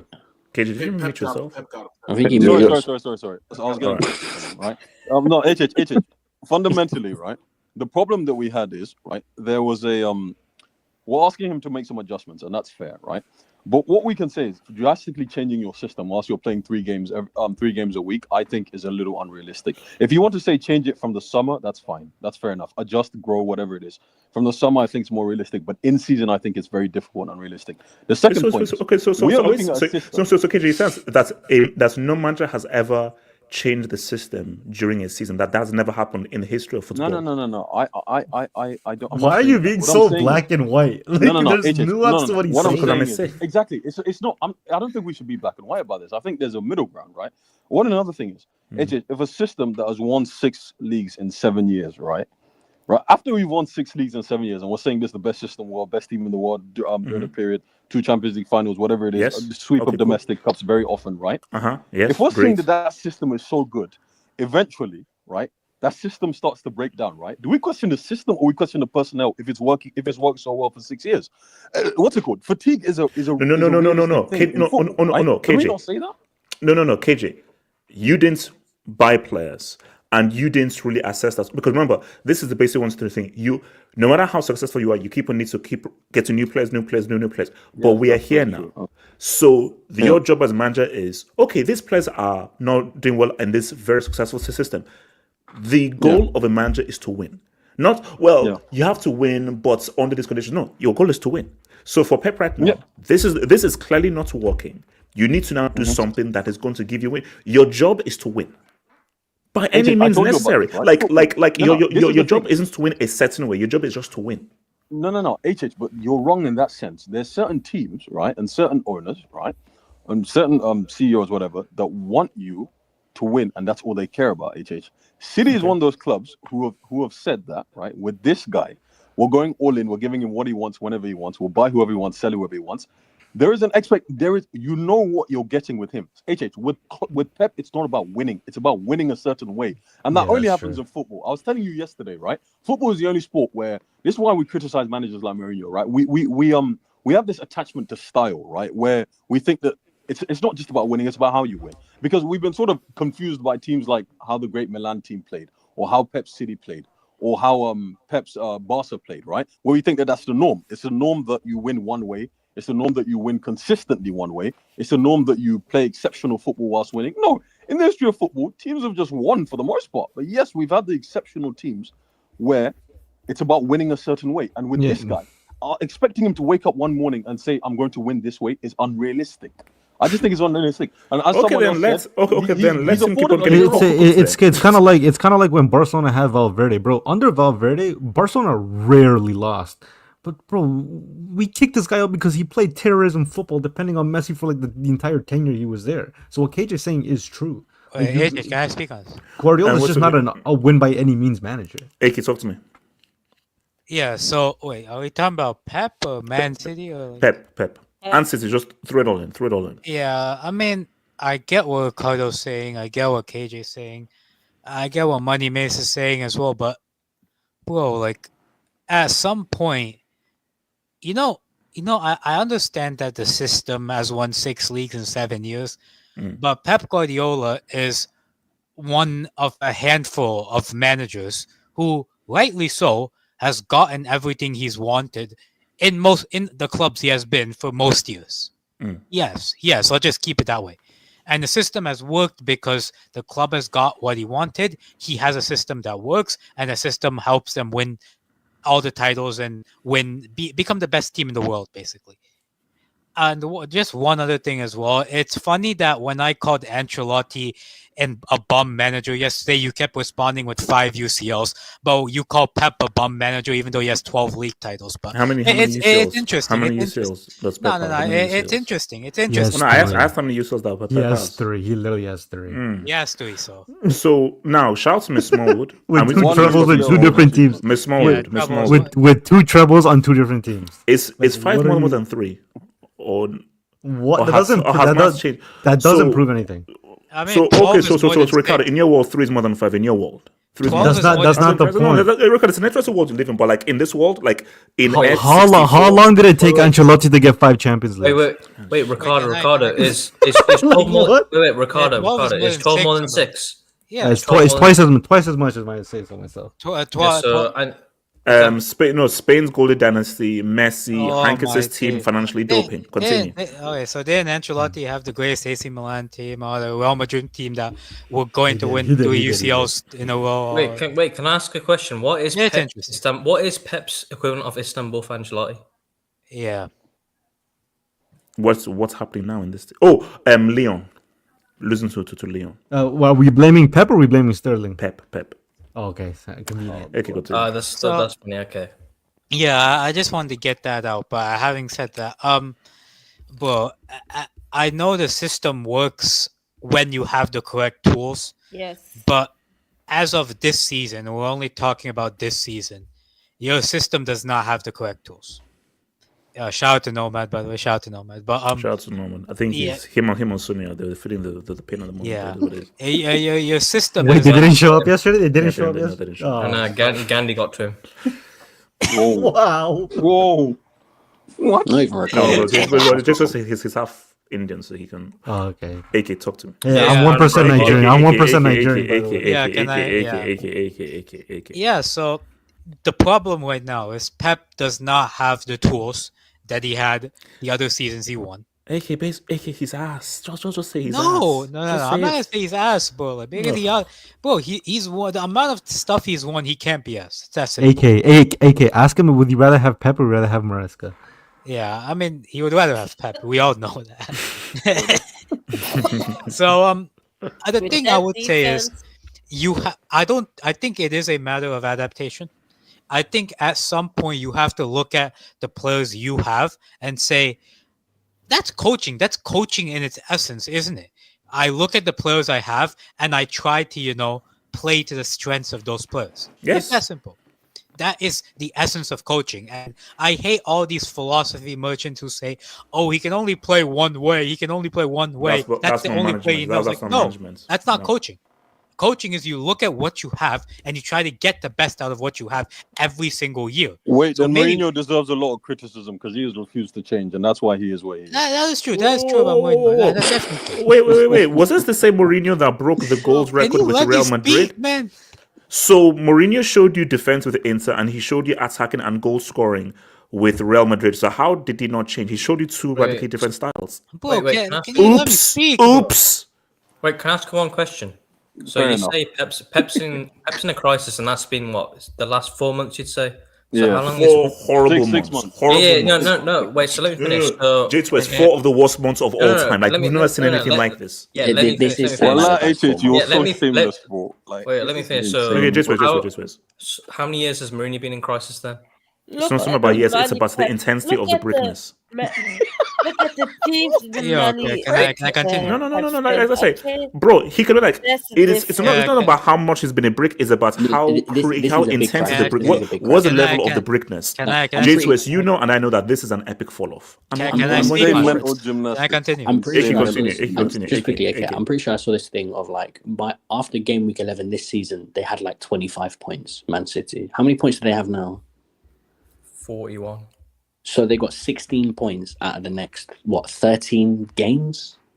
That's still one more than Chelsea. We dumped on them in 2021. Yeah. So the thing I would say is, a simple thing is you need to look at is, bro, just play. You don't even need to play like this counterattack system. Just drop the line deeper. Yeah, just drop the line deeper. That's what I was trying to say. Because just go a bit deeper, and that would help the defense so much. Do you know how much the defense will be relieved? Yeah, you could still play possession football if you drop the line deeper. It's just you're not playing as high, so your defense isn't as exposed. It's like AK. If Club Brugge and Arsenal without Saka and Odegaard are literally damaging you with every single transition, that is not good news. Yeah, that's not good news, and it's been happening since October, November, and there hasn't been any visible stop to what's happening, that is coaching. And this just shows you why, again, people. I don't want to be rude, but this just shows you why Pep is a moron. If you don't have a natural defensive midfielder, and we say, what is the main job of a defensive midfielder? Stop transitions, because the defensive midfielder's main thing is they know how to pretty much anticipate where the pass is going to go. So one of their key skills is they know how to position themselves in front of the defense and stop transitions. Yeah. You don't have a natural DM there, which means that you're very susceptible to every counter. So this is not about, no Rodri. You don't have a DM. So if you don't have a DM, you can't play this tactic if you don't have a DM. Yeah, so you don't have a DM. So what do? You drop the line deeper. You try to relieve as much pressure from that defense as possible by dropping the line deeper and by making sure your midfield has as much leg in it as possible. Which is why I know he's a brick, but I don't understand why Mateus Nunes is playing right back. If anything Mateus Nunes can do, he can run. I think he's sending a message to his board. I just think like he's sending a message to his board. He has legs, so let him play in the midfield. Let him at least run around. Let him do like the Gallagher shift. At least do that, bro. At least you have to find out a way. Yeah, you have to find out a way to get the best out of the teams you have. But can I just speak on the players? Yeah, go for it. Now, the players. HH, I don't want to keep beating this guy's horse, but you've been on his case for several weeks now. HH, I've been on his case for several years because I don't believe in this guy. Quite simply, Philip Walter, man. HH, so are you saying you've never believed in him ever? I believed in him in 2020. Jesus, they're calling him Lily Phillips. Shout out to him. Kenny. But here's the thing with Philip, man. HH, I've never seen a guy who is so arrogant yet doesn't deliver when he's supposed to. Like, how dare you question your performance at the Euros and talk about the coach and the other players and the fact that you were playing at left wing? You were playing centrally throughout the entire Euros. Your position was only left wing. You were playing in the center. There was very few times you were actually on the left wing, like literal left wing. You were playing inside between in the left half space in the center of the pitch. You were playing where you wanted to, and you sucked. You were garbage. On top of that, you're questioning Gareth Southgate, even though the guy took you to 2 finals, despite the fact that you have less international goals for your country than Vinicius, who is the worst international player I've seen of a superstar level. And you're telling me that, this is who I am. This is why I didn't perform more. And you put on your Instagram story, you put all the trophies you won. As if you had, you didn't even do anything for half of those trophies. And you're putting that as if you contributed to every single one of them. This guy's a clown, man. This guy's a clown. On top of that, Marmoush and Haaland, I feel bad for Marmoush today because the amount of runs this guy made in behind. Yes. Yet nobody found him. Nobody was trying to pass to him. What is Bernardo Silva trying to do? He's trying to kick 18-year-old legs rather than trying to pass to people, rather than trying to actually execute a proper but I think that's the issue. Like, I think for Marmoush and Haaland, there's no point in them doing anything because those guys, you're running for nothing because no one is trying to find you. Exactly. The only guy that was half decent today was Savinho, who has actually been half decent this whole season, just hasn't had the GA behind it, although he's getting it more and more now. But even defensively, like Akanji, you're supposed to be a leader. You're Swiss international captain. And you're making those sort of mistakes? John Stones. There were people that were saying John Stones is the best ball-playing defender in the English Premier League. Bro, he's English Gerard Piqué, man. Respect Gerard Piqué, bro. Respect Piqué. No. Respect PK. I'm not one of Piqué's biggest fans, but which version of PK? What's it called? Pebbles isn't to the Pebbles isn't the same thing as PK, bro. Jonathan Milan, maybe. I mean, I'm looking at this team and I understand, Pep has his issues, but bro, so many of these players are either washed or overrated. It's that simple. The amount of players that need to get replaced here was incredible. Let me focus on Dubinsky, man. So, shout out to where are we at? MT. We gave Mota 3 points. Don't hype Arsenal. We are ass. Yeah, boss. We have to still rep those 5 G's. Though we're still a beatdown. I'm MT. A beatdown is still a beatdown. Are we going to talk about youth finally winning the game? Yeah, they finally won. Colomani is cooking, man. 2 goals, I think. So we're saying you're winning the UCL. We're saying you're winning. Congolese football is back. HH1 is for Congolese football. Okay. Elijah, worry about Bolingoli. We are not giving him his Remulu Malteser. No, HH, read that. No, can you drop the book? HH, read that. Wait, hold on. David C. Gravenberch is not a DM. We're at Liverpool. HH. 500 million needed. You see, guys, this I'm see. This is why I say, like, guys, I don't want to see any. If you mention Rodri, you don't understand football. You are stupid. Because to tell me that without a defensive midfielder, your team can't defend. But basically, think about himself. So let's say Rodri is the greatest DM of all time. So because you don't have the greatest DM of all time, you can't do basic defending and you can't create. So you're saying that you need Rodri to create chances for your attackers. He's arguably the most complete DM of all time. Arguably. Complete. No. KJ. So KJ, you're telling me that Rodri consistently creates chances for City. That That's what he doesn't does. help your case. If your system collapses without a DM, that's a bigger indictment on the system itself. 100% systems need certain types of players to succeed. Bro, I swear to God, if Rodri comes back next year, healthy, whatever, and Man City just dominate the Premier League, half you guys are gonna look like fools. That's really bad. No, it's really not. I mean, that's a bad one on Pep. No, that's bad for Pep. Not good. No, it's not. They wouldn't be. Of course it is. Okay, so because then for Pep it's like you're solely reliant. Also, basically, once one piece goes away, you're hoping. Nah. You guys always say, we couldn't win without Messi because we couldn't. Then he finally gets it done without Messi. Now it's Rodri. Now we can't win without Rodri. HH, they wouldn't be top of the league. Wait, hold on. Let me get this right. Sure, shout out to Nabil. Will you speak on the Versace Villas Boas? Oh yeah, him too. Another guy that can't adapt, bro. Guy just keeps playing the 3-4-3, bro. Play the deal, Why are the coaching? We're not doing that. Who keeps hiring? Speak on him. Speak on him, man. They're already telling him. David C. Players, coach. Let's see, David C. You're messed up for this. They're calling him Amorim job. David C. Pep, I'm whore him. Or like.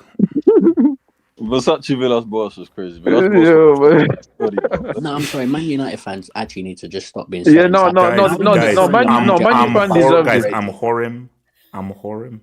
Yo, it's just come on. The bus ball, right? Not gonna lie, that's Man United. Oh no, that's too much. That's diabolical. Shout out to OR19. HH, can you go from every Arsenal game, bro? Look, that Rice pass on the 5th goal. HH, come on, man. Bro, no. Look, Arsenal. That's really Arsenal cooks, guys. I told you that Nwaneri goal was insane. That Nwaneri goal was insane, bro. Like I said again, Arsenal cooked. Basically, every time Arsenal were on the counter, City just looked shook. City just looked shook. That Nwaneri trademark, man. HH, how much are we gonna talk about? What's his name today? Ortega today. Achim Ping Pong could never get. Yeah, that's Kelly goal. Like he has to score that. I'm sorry. If Arsenal did that, Real Madrid, you see, You know what? No. Don't fall into this, man. I'm not having this. This is what I mean. All of you guys were coming here trying to say, "Oh, Madrid, City." You're still doing it now, bro. Madrid are gonna give life to Manchester City on that transition. Well, you're acting like okay. The defense, Madrid's defense isn't as good as Arsenal's. We can admit that. Yeah, but bro, their attack is of such a level upgrade, especially in transition. Well, what are we talking about? They're getting a deal. This is like this is Vinny's dream, bro. But it seems so obvious. It seems so Mbappe obvious that doesn't Real score Madrid against will Viking. give life to this guy. This is the only thing in his life. Wait, hold on. Just Are we definitely sure Lamine Yamal's son is definitely turning up, right? In this game, if he lets him go out past 8 p.m. You know he hasn't turned up in any big game this season. Well, he has to. Basically, I think he's got daddy daycare with. Wait, Ricardo, Messi, are you so saying? He's got to make sure that Messi. Ricardo, are you saying Mbappe is a Real Madrid? Jesus, I'm telling you that he's got to make sure that his kid Messi is all good because I think he's got like daddy daycare and stuff. So give me Leganes, so that's it. J2S, that's a big game. That's a big game because R9 owns. Shout out to Semillo. Thank you for the dose, Semillo. What's the definition of insanity? Pep Guardiola's management in 24-25 season. True, it's true. No, honestly, this is what I was trying to explain to KJ. KJ, this is not working, but he is still persisting on doing this. That's the definition of madness. Trying to do the same thing again and again, expecting a different result. Have we not said he's a madman? I mean, why are we so pissed? Yes, I know he scratches himself, but but KJ, just that's how geniuses are made, man. But KJ, you have to accept that he's insane. He's mad. And that's why his wife left him. So who wants to be married to a madman who scratches himself? So Mourinho's 2015-16 season, what's the definition of that? 2010 treble Inter. That's flying. You're so shameless. This is harassment. Mourinho for 2016. Shout out to QC8. Was Pep's wife the master? Oh, come on. Wait, are we saying no, KJ, no, guys, let's talk on it. Was she the mastermind? Wait, are we saying? Can you? Samasi, as a lady, can you? Samasi, can you rep XY? It is the downfall. It is the downfall started before the divorce. So. Wait. No, but are we saying in the divorce settlement she took the tactics? Samasi, was Pep's wife behind this whole thing? He deserves all the thrashing he's get. He deserves all the thrashing. You don't choose a wife and choose this shitty Man City team? For what? Yo, man. Okay, Samasi, you're saying Samasi. Hey, man, Jose ain't gonna give you legacy. AJ, man. If you're thinking about it, he really said. No, Ricardo, do you know the more I think about it for Chelsea? Like leaving your wife, that's such Chelsea heritage. AJ, if you think about it, he's married to the game, not married to that. Wait, hold on, KJ, what's saying? KJ. AJ, if you think about it, he literally said, "I'd rather stay at City and manage Doku than come and live with you at home." Like, That's crazy. That's crazy. The guy looked at me called Luis and all these guys. Like, yeah, I'm gonna stay there, man. Yeah, you gotta respect him, bro. He's married to the game. Shout out to UEFA Conference League. Kenny called and said you want to sponsor us. HH, I swear to God, if you that's not. All right, let's get tickets to the final. Moving swiftly. No, HH, I have a question. What was the question? HH, if we come back here end of May, right? And Chelsea goes trophy. Shout out to come on, man. No. Can I read the job? And it's really known that they've paid. Elijah, they paid. Shout out to Kamara. Thank you for the Dubinsky, man. Someone needs to tell Pep, leave the football before the football leaves you. Guys, I want him in prison. I want Pep in prison. Personally, that's my thing.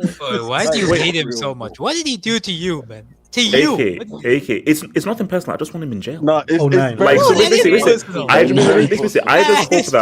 I hope that the 115 sees him in prisons. I want him in jail. Like that, then I'll be happy. I'll be happy. The fact that your happiness guys, I want Pep incarcerated. Is that too much to ask? It's not that your happiness is based so I want Pep incarcerated. Is that too much to ask? Yes. AK, I think there's two theories. AK, I think there's two theories. One, because of Mourinho versus Pep in Spain, and two, when Barca scored that last-minute goal, and three, the last-minute goal in Iniesta. It stems partly from that stuff. Like you of can't rebel let that tax. go. You're holding a grudge. How could United Kai Sanat score on you? Who is Kai Sanat? I don't know. Lewis Kelly. Upgraded speed. Now, please tell me this is The not true. non-football speed. Anthony got man of the match. Yes. He did. Man, Can you drop a quick to La Liga? Can you drop a quick to La Liga? What was Is Boychester the problem, man? Shout out to Quap. Is YAMAL the only player that can take 7 players on? There's a guy called Jermaine. There's a guy named. There's a guy called Jermaine, and also no. There's a guy called Jermaine, and I think you've forgotten this guy. I think you've forgotten this guy. Hold up. Loki, that's a pause. That's a pause, Loki. Yeah, like there's a guy called Jermaine. There's a guy called. WeJ can take 2 players off. There's a guy called Jermaine. Rejay can't even play 7 consecutive games. In 2025, like this, I don't know about that. Wait, Rejay can handle 2 burgers. AJ, you know who you want to say. You know who you want to say. Wait, so hold on. So okay, so you know who you want to say, AJ. Just say it. The guy in Italy. Just say it. Wait. All right. So remember, guys, please like the vid, drop a like. Peruvian. Is your mic working there? Peruvian. Yes, Nigeria. Did he call you yes? All right. Okay. You know what? That's Brazilian. Brazilian. Don't forget. Are we done with Pep? He's caught. Yes, we're done. This guy's not picked up a yellow. This is an incredible performance. This is crazy. This is a defensive masterpiece. If I was in the studio, I would send him back to Lima, bro. So now send you back to Lagos. It's not Lagos. It's Lagos. I'll send you back to Lagos. To be fair, you were traffic. Ricardo, shut up. Thank you. So now, why do you want to send him back to Lagos? So here's my thing. Guys, Lagos. So nobody deserves do you apologize for all the slander you gave to Disney? He got you the winning goal, and I believe he's on 30 Gs right now. So do you apologize? First of all, let the apology be as loud as the hate. I'm not apologizing for shit. He's a first half season merchant. This is the second year running he's done this. Nothing to apologize for. Look, he didn't even have a good game today. Like, if we're being honest, he takes one step back, or if that ball's literally one step back, he fucking misses the net. He quite literally almost missed that. This is just pure hate. Like, give an old man some love. He also missed a header, which he should have scored, to be honest, before the Ricardo, you know when you go to a nursing home, do you see nurses insult old people and kick them in the head? Yeah, actually, if you know anything about nurses, they treat old people like absolute shit. Which there's... Why, they steal their pills and stuff? Nah, well, to be fair, old people can be fucking annoying. Example as you. So it happens. Damn. It happens. I operate in the real world. That's crazy. Me personally, I don't know. But anyway, regarding, are we talking about the game? We talking about an apology? We talking about? No. We're talking about title. 4 points. Yep. Is it peak sets right now? Barca coming for that title, or no? You have to accept that Mbappe is greater than you in every single way. Can we get the fixtures up as well? Okay, well, to be fair, Mbappe is objectively greater than me and anybody here combined, unless somebody here is like a multi-billionaire. But soon coming. Look, wait, what? You're in a travel lodge. Wait, hold on. Can I speak? Anything's possible. Wait, hold on. What's it called? Go for it. Mbappe is still yet to score against any of the top 7 teams. So all that twerking you did for Mbappe the other week, he dropped the disaster class midweek, and he dropped the disaster class. Who scored the first goal in that Super Cup final? Proceeded. Who took the goal from his own half? Yes, and then proceeded to get curb stomped right after. After he got in. He went to Saudi just to get stoned to death. After you injured him, but continue. Now, so we're still waiting on Mbappe. He might show up at the Montjuic on the return game against Barcelona. Maybe he could seal the league. I don't know. Look, are we in the title race? I'd be delusional to say that we're not, because we're 4 points behind Madrid. If we actually tie Madrid on points, we have the advantage because we beat them 4-0 in the Bernabeu. So the only way they can top that really is if they come to the Montjuic and beat us 4-0, which I highly doubt that's happening. Considering So basically, this is all easy fixtures, bro. This is an easy ass for February. Okay. Yeah, more about Madrid. Okay. This is where I was gonna get to. The thing is that next week Atletico Madrid and Real Madrid play against each other. So, well, there's. Okay, so it's a very key game. This is tricky. Okay. Yeah, this is a very key week for Madrid because if Atleti can just take points, forget even trying to beat them. Obviously, if you beat them, even better because they're the league leaders. If Atleti can take points from Madrid, then I don't care where you stand as a Barca fan. Maybe you might not be 100% convinced that you could win the league, but you're in a title race. All right, we have the tiebreaker. So effectively, if we stay on points with Real Madrid, we are first. Okay, so La Liga does head to head. We do head to head, yes, and we have not only 3 points on Madrid, but we have a +4 goal difference. So the only way Madrid can tie that is if they win in Barcelona by a goal difference of 4-0. Which, if anybody's betting here, if that's gonna happen, I highly doubt anybody's gonna bet that.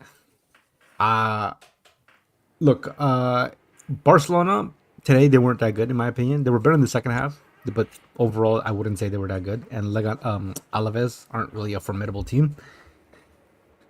It's really weird to say it's really hard for me to be convinced that we will win the league, but there's no denying we are in a title race. So I can only say we have to wait till what happens with the Madrid derby, because if Real Madrid win, then okay, then it is what it is. Atleti gets dumped out, whatever. But if Atleti get at least a tie, then it gets a little spicier if Barcelona win there. So let me ask you. So you have to. So Sophie's choice. You can only choose one: UCL or La Liga this season. What would you choose? You can only choose what one. Kind of dumbass question is that? Ask a Chelsea fan the same question. Okay, now when you say UCL, do you mean Conference League or Champions League? Because we're speaking two different languages here. Yeah, two different competitions. Ricardo, would you rather win the league or be the first ever team in Europe to complete the set? See. Now I don't even know if you think about it like that. If you think about it like that, that's different. Like, I'm not gonna lie, Chelsea would have aura. You got. Champions of the conference. Wait, but you're beating biblical teams like Noah. Yeah, exactly. So I would take the Champions League. That's not even a fucking question. Barry, thoughts on the game, and do you agree with Ricardo in giving up on the league title? What it do, boys? What it do? Yes, sir. Yo, last night was crazy with Luka, but thankfully Barcelona got me some joy in my heart again, man. Because we always drop points in these early fixtures, but today finally we won some. We weren't good, as Ricardo said, but the ski he did play like an ass, but he got the goal. That's all we needed. And 18 Gs, man, 18 Gs. Yeah, and Ricardo, I always wanted to say that to you. Obviously, the guy deserves some slander, but I think the way you criticize Lewa, it's a bit sour, man. Speak isn't. on it. So wait, hold on. Speak on it. Speak on it. No. Speak Can I ask for a good performance? Doesn't surprise me one bit. Barry, hold on. I gave the guy his credit up until the week where he scored on both Real Madrid and Bayern. I said, you can even go back. I said, if he scores in those games, I'll give him his respect. He still plays somewhat like shit, but he's been shit since then, so he deserves his credit. I mean, he deserves his criticism. No, not true. Yeah, I didn't say that you didn't give him. I know that you gave the guys credit, but when he's bad, like the way you criticize him, man, you think he killed someone. Yes. You know what I'm saying? Well, no, and also, so Barry, let me add to that. I asked Z-Man if given the chance, would you throw Lewandowski off a bridge without thinking? He said yes. Well, I didn't say that. We still need a striker. But I'm just saying that this is the kind of violence that Barca fans have towards a regular man from Warsaw. But bro, he gets like a million chances per game. He can't score one. Respect the my guys is for not feeling I like Szczesny, bro. He's smoking cigarettes with the kids at La Masia. Barry. No, Ricardo, you know you've been doing that since like 2010. Wait, hold on, Barry. Wait, don't know, Barry. I'll Barry, go for it. But guys, man, Z-Man, I wish Z-Man was so pessimist last week. Yes. No. He remember he fully gave up on the title fully. Yeah. What's 4 points? And they have the Madrid derby. Bro, if there's a draw, we're back. I'm telling you, we're back, man. So it's all about momentum. Number 7 points is not that much. No. That's why I They're wasn't down back. on it. What? Okay. No, you say What's you're that? back after. You guys know you need to win your own games, right? Yeah, but we won the game that mattered. You know, Alaves is a tough team, and they always take points away from the big three in La Liga. And So because remember, let's see. there's you have a Clasico to come, and obviously they play Athletic. I think basically put it this way: I feel this is generally a 3-horse race. Like, remember at a point it was like after the El Clasico, Barca gonna run away with it. Then the point was like, oh, maybe we should now not sleep on Athletic. Yeah, but yeah. But sorry, continue. Athletic is a bit weird. They're bipolar. One day they look like the best team in Spain. The other, you think, how are they in this position in the first place? But look, man, that's why I'm so thankful that we're not playing in these playoffs. Because when you look at the Madrid schedule, they're gonna play like 8 or 9 games, or even 7. But it's a lot of games for just 1 month. So I'm happy that we're not playing in these playoffs. And yeah, we're gonna see the Madrid derby. I hope they draw. Because now, if we win, we're just gonna have 1 point behind them. So, yeah, life is good, man. Anybody wants to dip in on La Liga and the Barca title race? And shout out to YAMAL for that crazy sequence. Bro, that's like, I mean, I keep telling you guys, man. Again, if aliens come down and tell me who's the best player, I'll say after Jermaine Palmer. You know. By the way, investments are still private. The stocks are still private. They're not. That's not impressive. I've seen Hudson-Odoi do that. What? I think that's a Project Neymar. Yeah, I think that's a slap, man. Personally, I would have I'll let it pass with that. So we'll leave those clowns to last. Milan derby. Boychester derby. Bro, look, man. So look, my thing here is that it's a 2-horse race. We all know for the Serie and then it's a 2-horse race. And I say again, my Lukaku narrative still lives. What's it called? Gatlock. If you're you, who are you putting your money on? Do you still feel Inter are just because let's be real, Inter should have won. They had I think they hit the ball like 3-4 times. And three times. 3 times. So do you feel like if Inter eventually after 38 games they'll reign through, or do you think Napoli can do what I think is the impossible and win despite having the inferior team? I mean, it's not really. And also, speak on AC Milan, man. I mean, no. Look, it's not really impossible for Napoli because this guy exited himself from every other competition. So, man is focusing on just the Serie, which is his bread and butter, or spaghetti, whatever we want to go for Italy. I think I'll still put my money on Maxos and the Belgian skies, the Belgian Jedi, the Belgian Jedi. No, call him Lukaku, man. After all the things he did to you. No. Luke, okay, just call him Luke. Your only hope. Hold on, Gatlock, did you say spaghetti? I'm not expecting that guy to do anything. I still can't forget that his World Cup performance against Croatia. It's still in my head, and against City as well. So but that's in the past. What about Let's deal with the future. The past is there to last. The future should give you a seizure. So you see, I know you're happy with. Wait, what did you just say? That is diabolical. Wait, Gatlock, go for it. Gatlock. This guy is not real. The Yoruba parodies make more sense than you. Anyway, look, my money is still going to be on that. Oh, look, you can't underestimate Inter because they've been here and they've done it before. Wait, Elijah, what is this?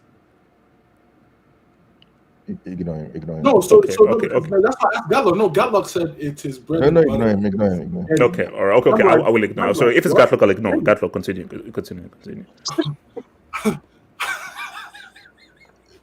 Look, I say what I said. Anyway, look, for Napoli, I think they've got this, man, because 1 game a week, and Inter, they still have the Champions League. I'm pretty sure they're seeing the Coppa Italia, if I'm not mistaken. And last year they ran away with it. I don't know how they are in like tight competition. See this year. But as for me, I think Conte, this is his this is his spaghetti. He needs to make sure he gets it done, because if you go out of all the competitions and still not win this thing, that would be hilarious.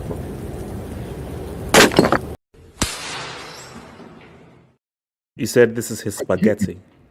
Yo, you said it the first time. We didn't send it to you. Repeat it again. Like that's And actually, no, should be so okay. That's actually pretty, because you could have actually. Let's go to our unofficial, unpaid, unverified Serie correspondent for the Football Hut. Damn, unpaid. Yeah, I have no money. All of us are unpaid. Energy bill tax. I was fair. Please give us the lowdown on the Milan derby and how we're able to hit the ball 4 or 5 times without beating Wait. Talk It's a bit ironic that that profile pic from Abbott's Fair, man. You're moving like they're a boss, bro. Shout out to SpongeBob, even though Tom and Jerry is better, even though it's a racist cartoon. I'm just go for it. Look, this game was just cursed. That's all it was. It's a cursed game. It's one of those games that once in a while nothing goes right. Then we still got a result. So it's like, because like Thuram and Lautaro actually created chances, they did everything. It's just nothing was going in. So this is more bad luck rather than the players should have done better. No, we should have done better for sure. Like in a sense that, yes, we should have done better, but also is the fact that like, really like, look, Milan it's a derby thing. Like, it doesn't matter form. It's just like that's why I don't play them in the Champions League. Cause it's like, it doesn't matter form. I remember that's what I said, because I think like the second leg doesn't matter. Because I think Milan can play you guys if they go through their thing. It's the same bracket, I think. Yes, they can play. They basically, yeah. Yeah, so basically, and I say like that, a Milan derby is 50-50. Doesn't matter whether it's UCL, whether it's in the league, it will always be a 50-50. So I think if you're Inter, you want to avoid AC Milan over 2 legs, 100%. Because like the second leg doesn't matter. Like, there's no. Yeah, it doesn't matter. You're playing in the same damn pitch. Oh, we have more of a fancy. It's the same damn pitch and the same damn stadium in both legs. So okay. So but league thing, do you feel that you've just got a little bit more than Napoli, or a word that's Conte, who sabotaged the Coppa Italia? If you look at the schedule, right now, we're starting our toughest stretch of the season. Right, we're like next we have to play Fiorentina back to back because we have to play the game in hand on Thursday. Then on Sunday we have to play them again. Right. So right now we're going into the toughest stretch of the season. If we can win majority of these games up until that Napoli match, then I said we have a shot. So Fiorentina, yeah, this is tough. Fiorentina at home, Juve away, Genoa at home, Bozo FC thing, and then I think it's March 2nd or 3rd is Napoli. Wait, are we saying Juve so 2nd of March is Napoli. We have to beat Fiorentina twice. So wait, Jesus, what were we going to say, Jesus? I was saying, do you reckon that Juve Inter game is a draw? Maybe, but we have to win it though. Like, there's no excuse now that we have to win these games. It's fair. You believe you're going to beat the draw masters? I mean, they have shown that they can be beaten. So yeah, they finally lost. So. Yeah, like one side of like how many freaking games, bro? Like, if we're a betting man, I'm betting on a draw. Even though Inter do need to get to a W. Can I speak? And Ricardo, talk to me. Yo, honestly, it was a good game. After that one-sided fucking affair between Arsenal and City, tuned into this game. This game was fucking action-packed, especially that second half. Inter should have won that game, bro. Like, I'll be dead ass with you. They hit the post 3 times. It was mad. They had 3 goals disallowed. I'm gonna be honest. I think Lautaro's goal should have stood because that should have stood on. So what did they say? So they said that Dumfries hit him from the back. That's shoulder to shoulder. Yeah, because if you look at the replay, Theo Hernandez completely tries to initiate the like they both go for it. And if you were to actually just let the ball run out of play, why didn't you just shield the ball instead of trying to go barging shoulder to shoulder? That makes no sense. So Lautaro's goal should have counted. Hit the bar 3 times. Honestly, great goal at the very end. I thought Milan honestly should have. I think they were a bit too conservative. I remember there was this one attack where they could have went on the break. They had a numerical advantage, and I think Chukwueze was overlapping, and whoever was in midfield, he just didn't even thread the ball, and he had options on the left too. I thought Milan, honestly, at the end of the game, they just kind of threw the game away because Inter were knocking. Like they definitely, it felt like they were gonna score at some point. But so he was seeking for the title. I'm taking Inter just based on experience. I think the loss of Kavicha is definitely gonna eventually catch up to Napoli. I think it will be a close race till the end, but I think experience will prevail there, and I think Inter will take it. Shout out. Oh, shit, I forgot about Kavicha. Didn't they replace him with anybody? No, not yet. Obviously, I know they're playing there with us. Not Shout out to Uptown FC. They're getting good. Jay Uso winning the Rumble to main event is like Madrid giving the key to Zad in 2019 for a UCL. Hashtag heavy shit, hashtag side chick, hashtag burger. Nuri over Yamal. All right. Okay. Crazy. English. Wait, no, we're not shouting that dude. We're not shouting Hey, can I talk first when we're talking about those bums? Oh, no, yeah. Talent FC. Chelsea made Pep and Haaland believe they were back. Hashtag. You know, everyone ate, man. Everyone ate except Chelsea. Crazy. Barry, because we have a bald-headed psychopath as our coach. That's why. Casey, member for 3 months. Thank you very much, membership. Casey, Revenge of Harry. If Quidditch comes back to dunk on us, Maresco must be sacked. KJ and Kenny, are you listening to me? If we lose tomorrow to a coach who we called Quidditch, I want Maresca sacked, and Abdullahi is cutting the rope. Your manager has no expectation this season, so I don't know. You know how crazy it is for Man City to have the season they're having and still finish by. They did the double over Chelsea, man. No. Seriously, if we finish behind City this season, bro, then like I think Maresca just leave. Bro. HH, you're gonna finish behind Forest. Forget City. If we don't get top 4, he has to be sacked. And Bournemouth. All right, so poor Esteval's not gonna play champion. KJ, I was reading a space, and I think yesterday was in this space. Yeah, and I'm not sure whether this space, whether this is right, but the title of the space was Amorim has 3 games until the sack. It was 2 games. Okay. Can I speak after KJ? Yeah. Can I speak after So KJ. Yeah. Can I speak on my favorite Champions League final rivals? HJ, do you want me to be honest with you? Oh, for fuck's sake. Well, HJ, you want me to be honest with you? Yeah, you know the KJ, please, anything short of relegation, he's not getting sacked. There is literally no circumstance under which he gets sacked aside from him getting relegated. AJ, the thing with him is... Okay, so if they get relegated, he gets sacked. 100%. Yeah, okay. 100%. He's going to resign himself. He's not staying there. Goodness me. Well, no, come on. Severance tax. You know how much money they pay these guys? Wait, you know what's funny? On the right-hand side, and it says teams. I can't see Chelsea. His reputation... No. Also, no. Jason, that's 13th. 29 points. Last Can you see that minus goal difference still owing the Premier League? Wait, hold on. KJ. Did you say 13 Premier League titles? KJ.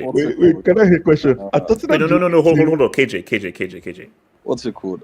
From what I've been hearing, particularly from some United fans, it's their problem with him is playing players out of position. So apparently, he tried to do double. No. Out of position. Also, they say like, he needs to free Rashford. Unleash Rashford. I mean,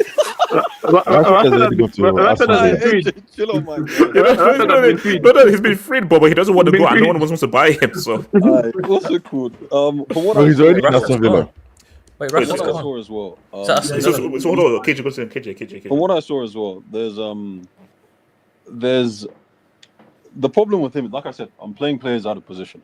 But it's also the question, particularly Xerxes, right? The striker thing, I think that's the biggest problem with everyone. He played Manu at 9 today. Like, that's diabolical, right? No, he did. Apparently, he started as false 9. He thought he could do the Messi thing. What's it called? Playing Manu. Oh my god! I think it points to I think as a manager, right, when you're not getting results, the best thing you can do is probably keep the dressing room, keep morale and everything like that. Some of the stuff he said about these players after games like last weekend, like we are the worst Man United team ever, all that stuff. Yeah. There's a lot of young players in this team, right, who have seen United been crap over the course of their lives. Like, let's be honest.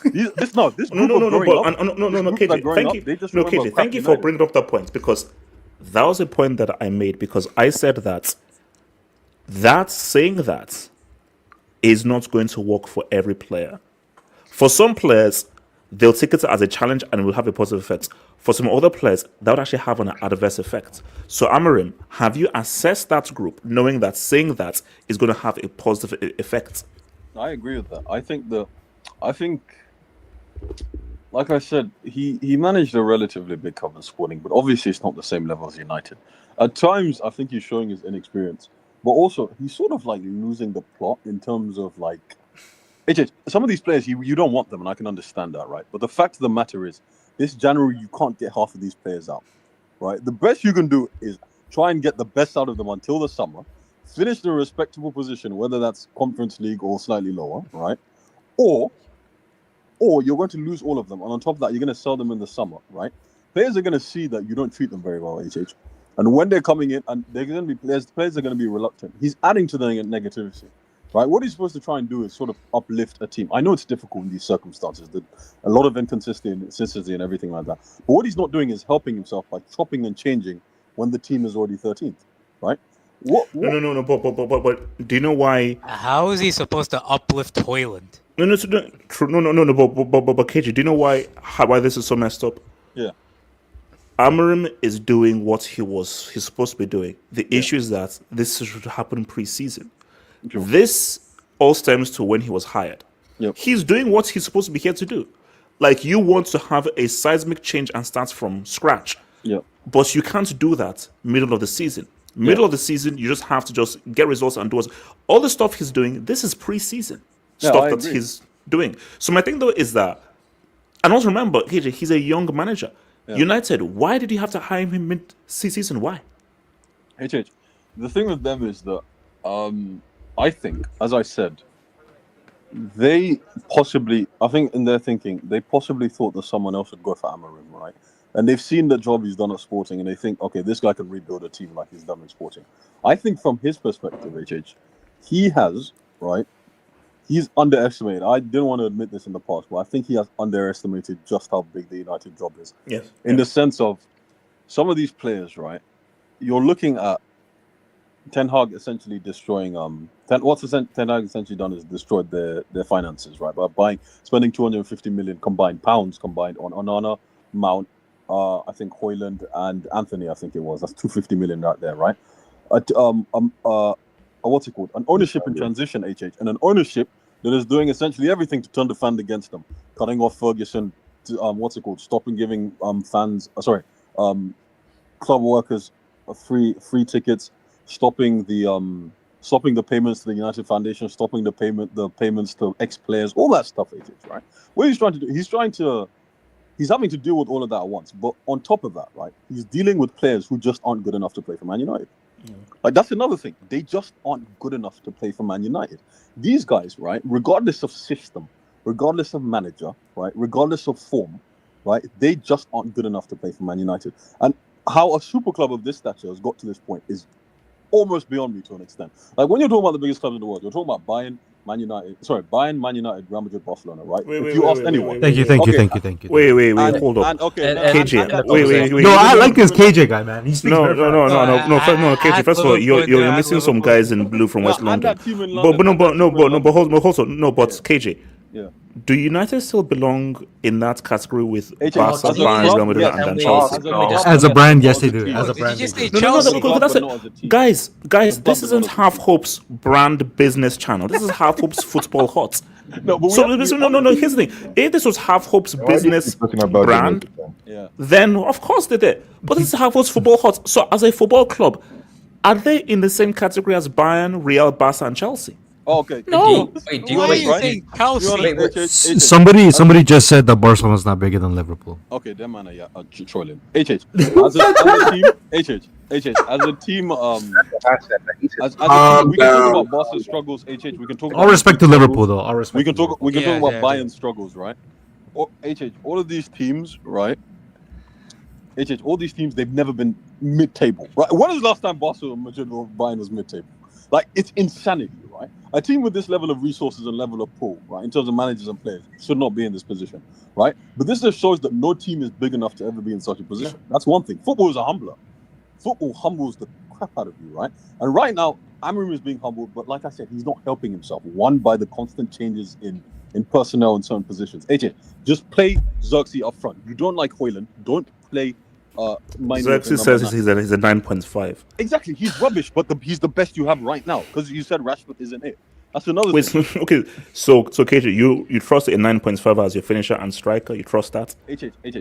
Is that or Minu? What are you doing? Because you're not playing Højlund, right? Are you playing Højlund? No, KJ, they don't have a... See, the issue is the personnel is ass cheeks. Yes, ass I agree. Cheeks. He has to do his best, right? He has to do his best to finish in a respectable position. All this can't be. I don't think all of this can be transformed in one summer. But like I said, when the summer comes, he's not getting all these players out.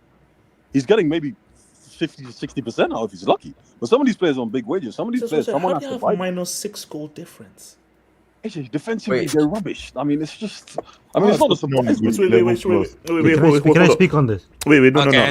Let me bring in J2S, who I don't recognize as an Athletic supporter. He's still a hardcore Red Devil supporter. So J2S is a hardcore Red Devil supporter who was a Judas and fled as a traitor to Athletic. Speak on your parents' club, man. First of all, I'm just a chill guy. Second in La Liga, we're going for that dub on Saturday against Real Madrid. So, cook. That's all I'm gonna say. Shout out to Julian Alvarez on his Ballon d'Or charge as well. Yes, this is true. Factos. Now, on a certain club from Manchester, I'm seeing I'm a rim job, I'm a whoring. I mean, people are very creative nowadays. Where do we even start? Like, I'm seeing people. I saw Man United fans from certain big accounts crashing over selling Garnacho for 60 million to Chelsea, saying that they shouldn't do it. Like, people are saying, and I am thankful for that fan group. I will forever be thankful to those guys, man. Those directors need to be investigated, bro. No. They need to, actually. I was going to say something, but I'll save it for Monday. Yeah, and then this all goes back to the. Well, people say it's a new ownership. It's the same ownership because the Glazers are still there. People forget that they're in the background. Like this Sir Jim. I don't know if you saw the other day against Fulham, but he got cornered in the car park. Yeah. So, because he thought he was good at the. Yeah, he was like, "Oh, do you want a picture, guys? Guys, do you want a picture?" It's like, no. Wait, no. I mean, wait. Why not the first thing? They cheek.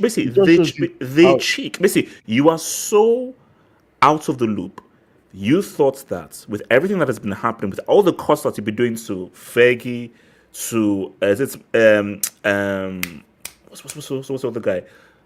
It's not Mark. It's basically the other like old enough player, just the disabled with all the stuff you're doing. The retirement fund. Yeah, the retirement fund. You thought that United fans wanted your autograph with everything that you've been doing. That's it just shows you how. It just shows how rich people are really out of the loop sometimes. Yeah, no. Basically, it's a typical. That's like the typical ABC rich person completely out of the loop. But the thing though is that okay, you're rich and everything. You have the internet. You have a phone. You can see the headlines. Unless you are so completely living in a bubble, you think that a United fan you would meet wants your autograph. Yeah, all right, continue. It's a mess. Like. The whole Dan Asher thing, like people forget that. Like, how do you scout a footballing director for 6 months? He goes on annual leave at Newcastle. You spend another like 10 million in fees just to sack him like 3 months into the job. Like, how does that make any sense? Like, clearly a mess from there. But when you look at the team, like it all started from the decision to stick with Ten Hag in the summer, because how are you going to sack a manager who plays 4-2-3-1? Bring in a manager that plays 3-4-3 and then ask him, work with these players. And then in the January transfer window, who do you bring in? Was it Dorgu and some Arsenal Academy graduates called, I think he's called Heaven. Wait, Heaven, but you are playing for the club that's called the Red Devils. It just dropped a bit.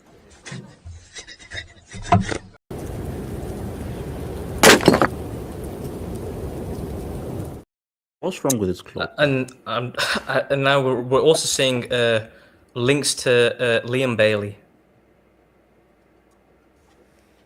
Shout out Heaven, man. Shout out Heaven. Injury prone dude. Yeah, what is it like? He's like a B-Tech Sterling. Wait, J2S, what happened to that striker you got from Arsenal? that Cheeto OB. Oh, he's actually doing well in the youth academy, but we still keep Asmus in the starting line. Like, how is a striker who is 6 foot win 0 aerial duels? Like, how does that make any sense? You go to WWE, man, he's a better wrestler. That's doy. But you know, seriously, Rasmus is the worst. I think he is the worst striker in the league. Yeah, I really believe that he's the most useless striker in the league, which is scary. And when this guy came, they were like, he's going to. Let's go to each team and see. No, go into the championship, and we're looking at strikers in the championship. I'm taking Patrick Bamford over him. So we're taking Jota, Darwizi, and Thingy. I'm taking Havertz. We're obviously taking the Woodcutter. We're obviously taking Haaland. We're obviously taking Isaac. We're obviously taking Nico Jackson. Wait, who's the Bournemouth guy again? Evan Nilsson. We're taking Evan Nilsson. We're taking Watkins. The fun guy? Jimenez or Jimenez. For sure. We're taking Jimenez. Brighton is Pedro. Welbeck. We're taking Pedro. Definitely taking Mbeumo. Palace. Mateta. We're taking Mateta. Spurs. We're taking Solanke. West Ham. Evan Ferguson. We're taking Evan Ferguson. We're taking Ferguson. Everton. We're taking. Is Uchi rich? Is Uchi rich?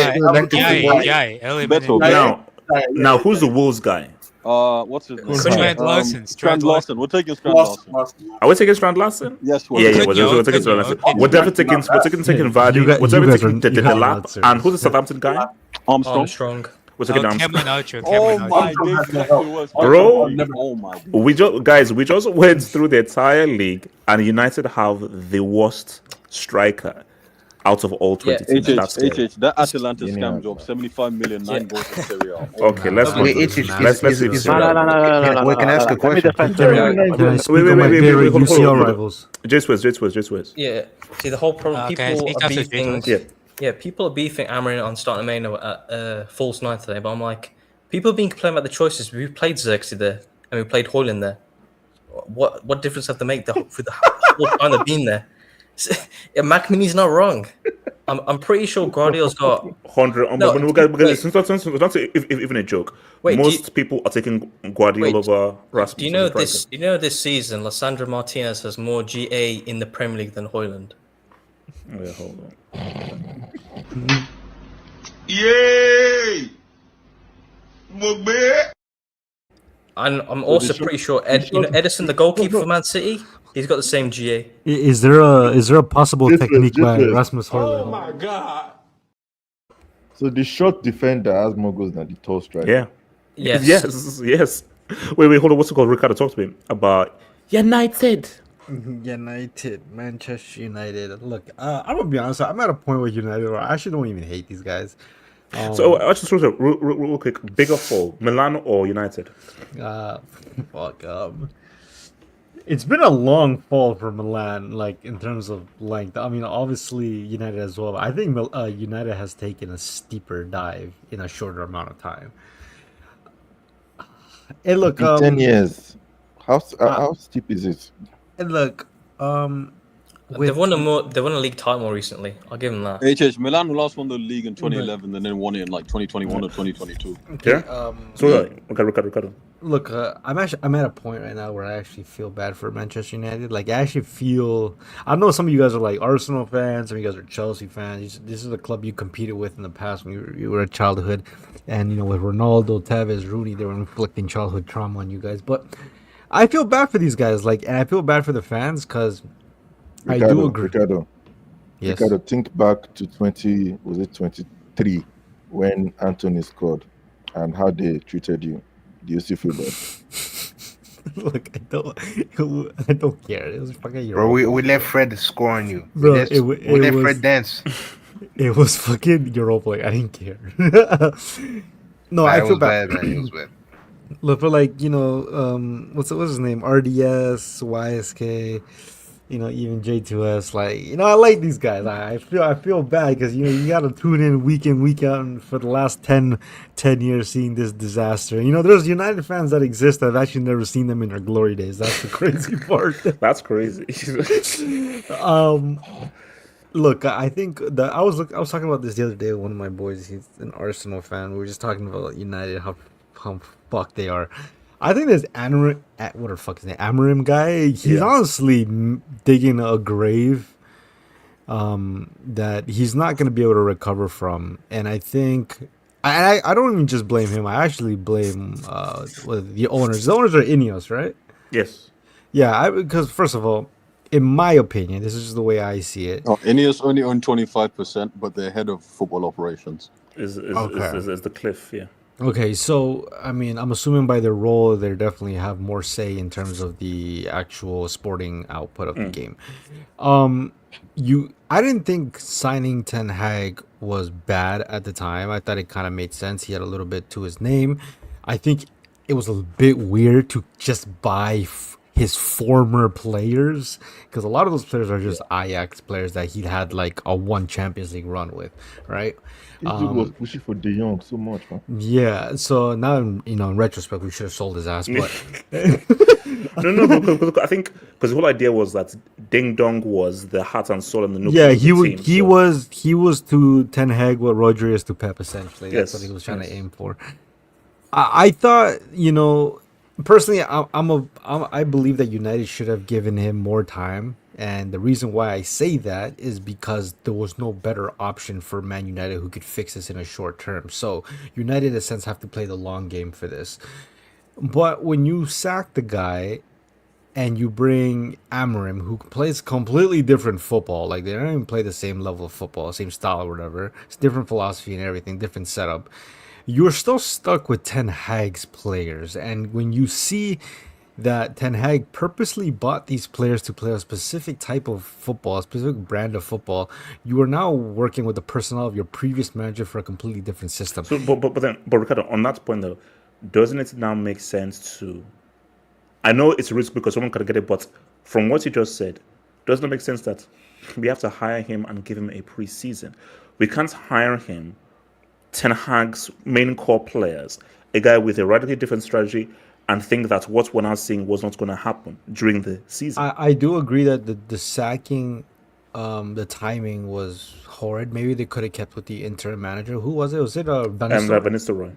Yeah, maybe they should have continued with him.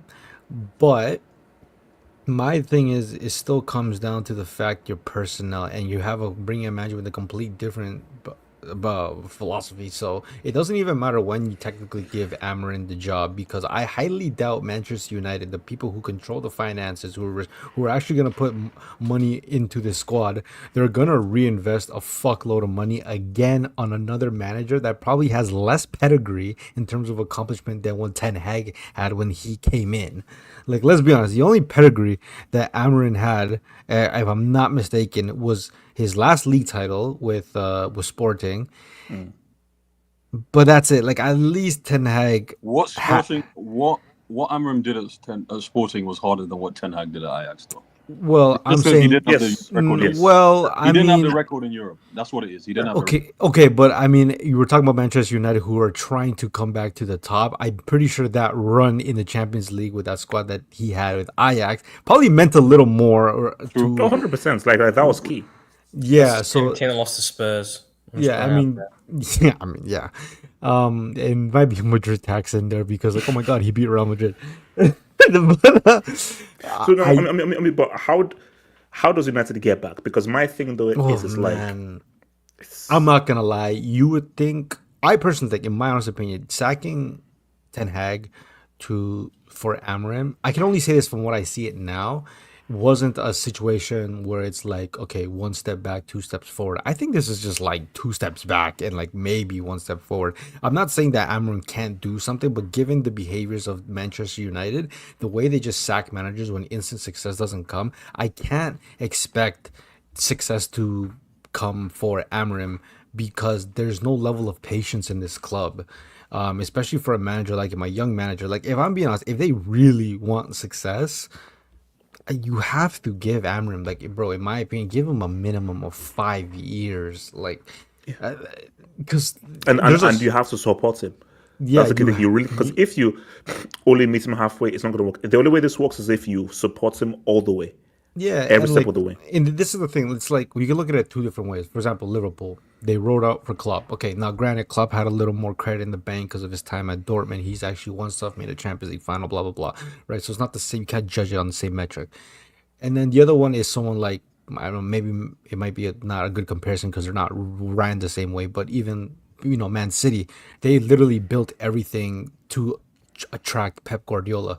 They're just kind of throwing any manager at this situation in while it's a complete mess.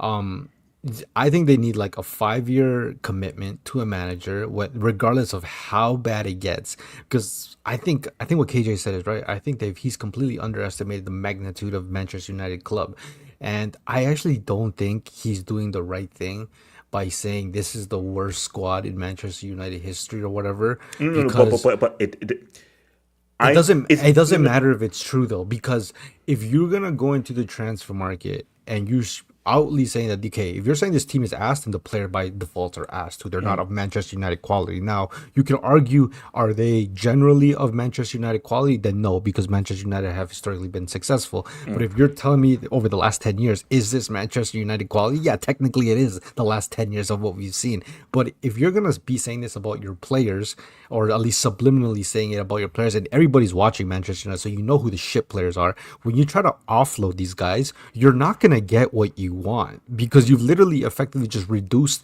their value in the market by saying these guys are fucking shit. No. I mean, but then maybe some managers are like, I still like this player, and I feel like if this player under my environment is going to cook, who wanted Lukaku after that tragedy at the World Cup? Look at what he's now doing. Well, Conte, who was repping McSauce. So I see a point though of like you are demeaning the value by saying that, but I still feel if a manager really likes a player in terms of just their overall characteristics, even if they look bad in a certain situation, they believe that they can now cook if they're given to. I mean, sure, yeah, I do agree that we're in the stage of football where profiles are king, but at the same time, and all that kind of stuff. Yeah, but I think there's another element too. If you may not like a player for the way he plays the game, okay, I understand that every player doesn't fit. Like for all we know, Anthony could start cooking in Betis, and then we're looking at every United manager that's had Anthony sideways.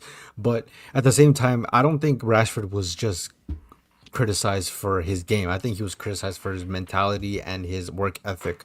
I think any manager will start rethinking of, well, what do we do with are we going to take a chance on a guy who's just doesn't have the work ethic? I think that's different from judging it based on skill set. I think Manchester United, honestly, they're cooked. I don't see how they can get back. Guys, to be real. Can I Oh no, quick, go for it. I'd like to go for it. Yeah, I'd like to speak on Manchester United. HH, first, I need you to drop a brick for the city of Manchester. The whole city, but isn't actually because City are there as well. So, go for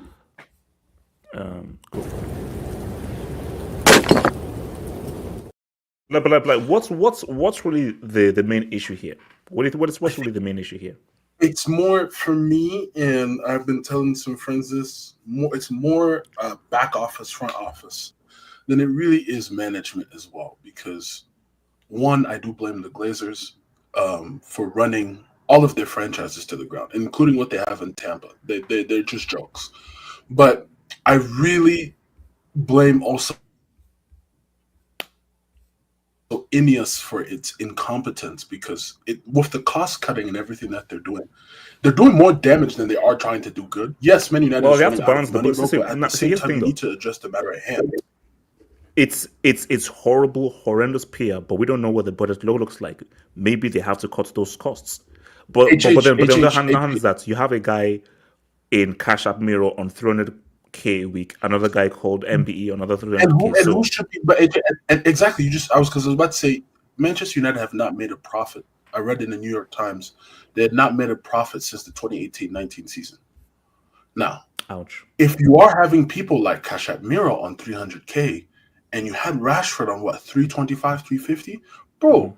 If sometimes it's okay to take the loss and rip up the contract.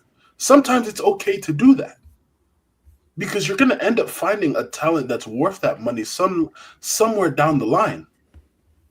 Rip up the contract. Sending Marcus Rashford on loan is a joke, because you still have to pay for the money.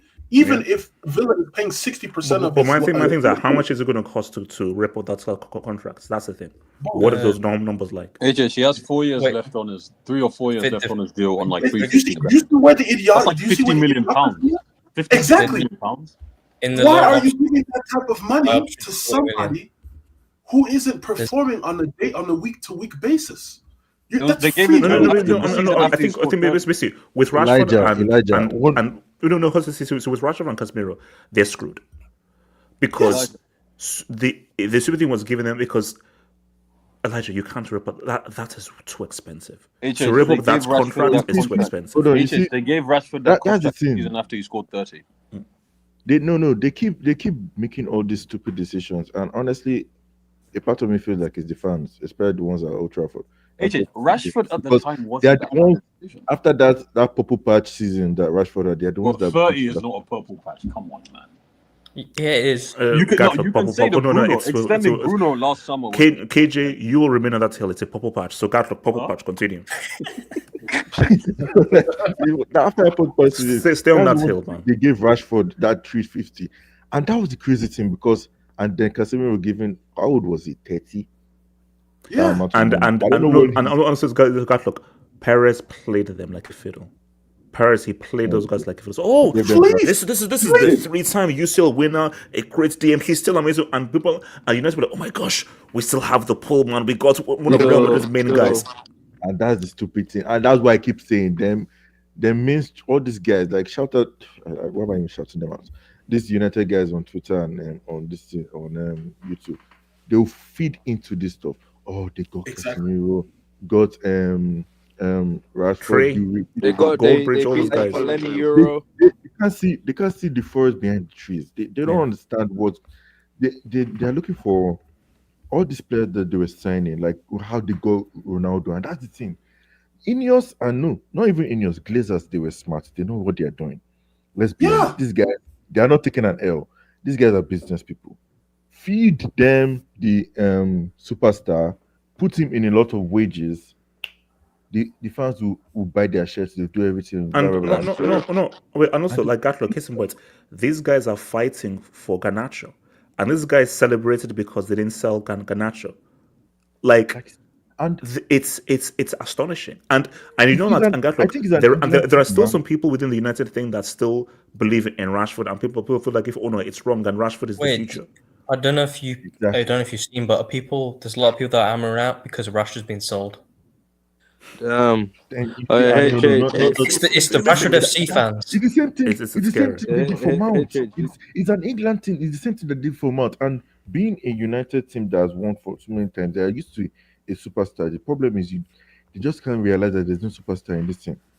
There's nothing. So they want to crown somebody, the superstar, want him to stay when they are actually average.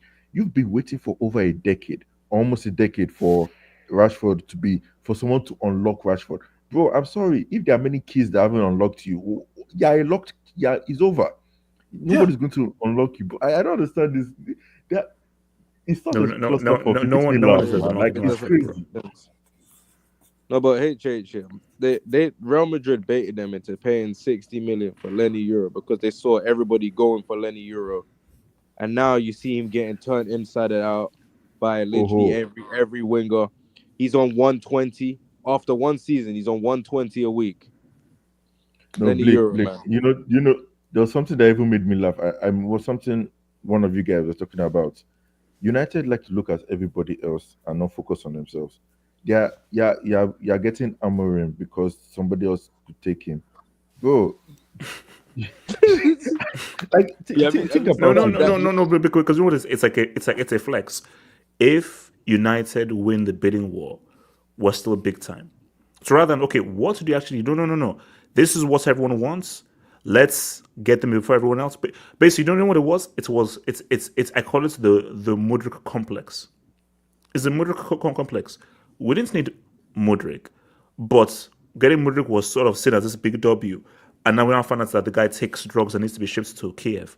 Yeah, but the thing about it is, no one ever heard of Mudryk. No one heard of him. No. Arsenal did. That's yeah, because they were linked with him. Before then, no one ever saw Mudryk play.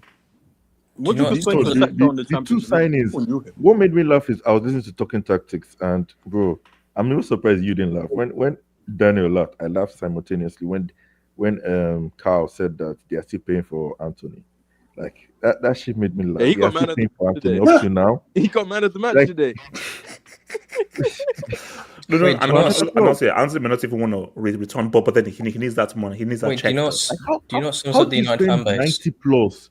How do you spend 90 plus on Anthony and 75 on Rasmus? Here's the thing about No. That's 75 on Rasmus is disgusting.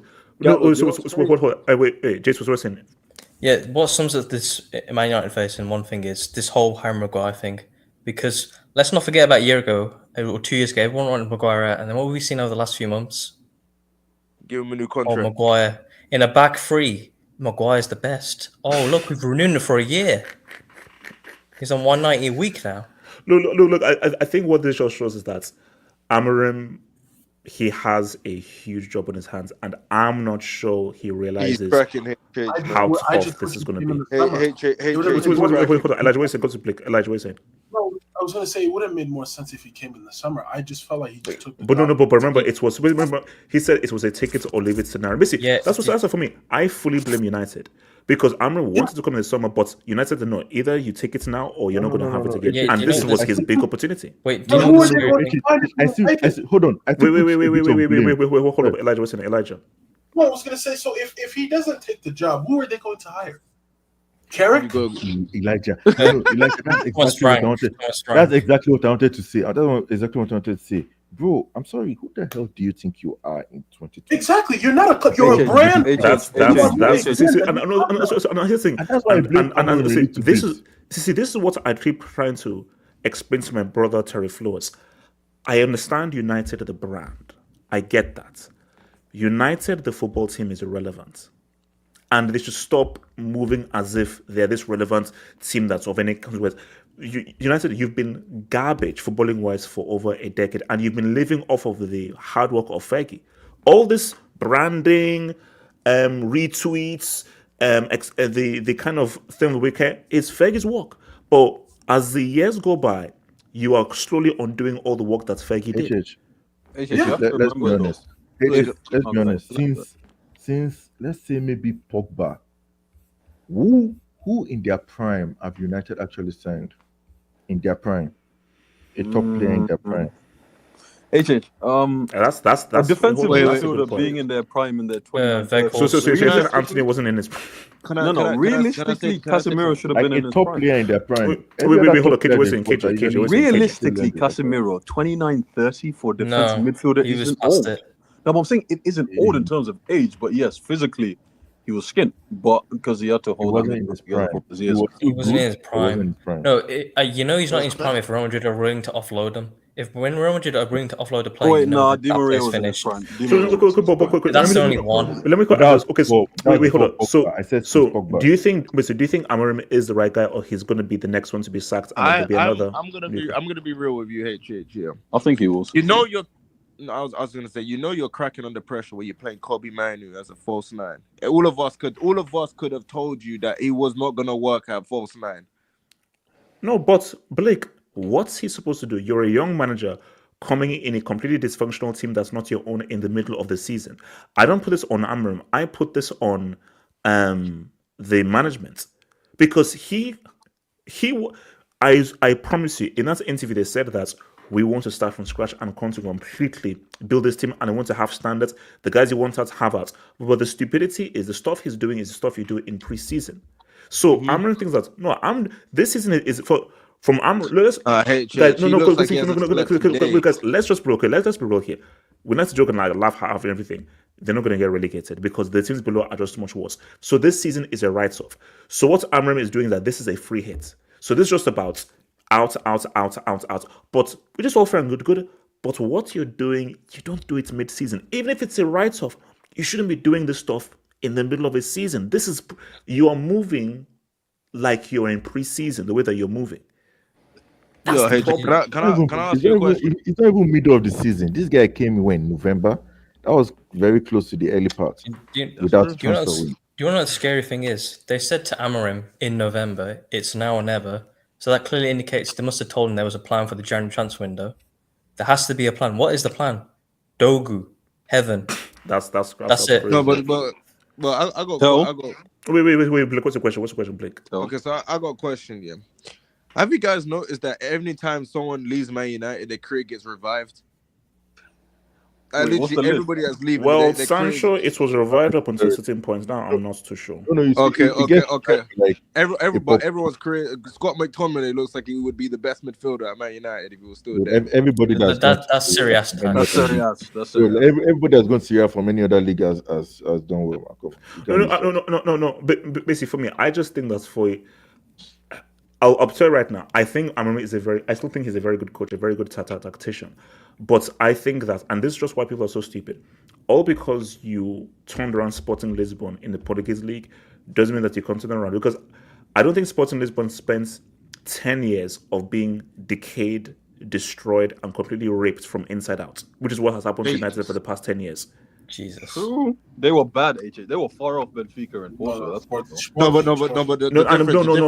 but also Elijah, you also have to add in the pressure, the expectation, dealing with the press, and dealing with UK tabloids, which is unlike anything on earth, and the incessant nature of UK tabloids, which is a huge part of being a United manager. So there is so much stuff that you have to deal with on your Amram even said that I'm tired of talking about Rashford, but I'm sorry, you have to, because that's part of the game. Part of being a United manager, because of just the profile of the club and the branding and the nature of the press in England, dealing with the press and answering these questions is part of the job you have as well. So he's having to do a lot more stuff and think about a lot more stuff at United than he did at Sporting Lisbon.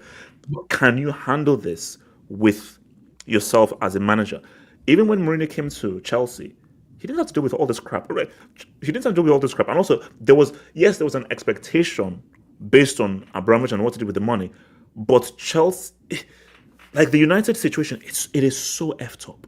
It is such a mess. And also, let's be real, how much blame do we give Fergie for giving his boy from Braveheart the job initially? When it should not be let's be honest. Scottish Stacks.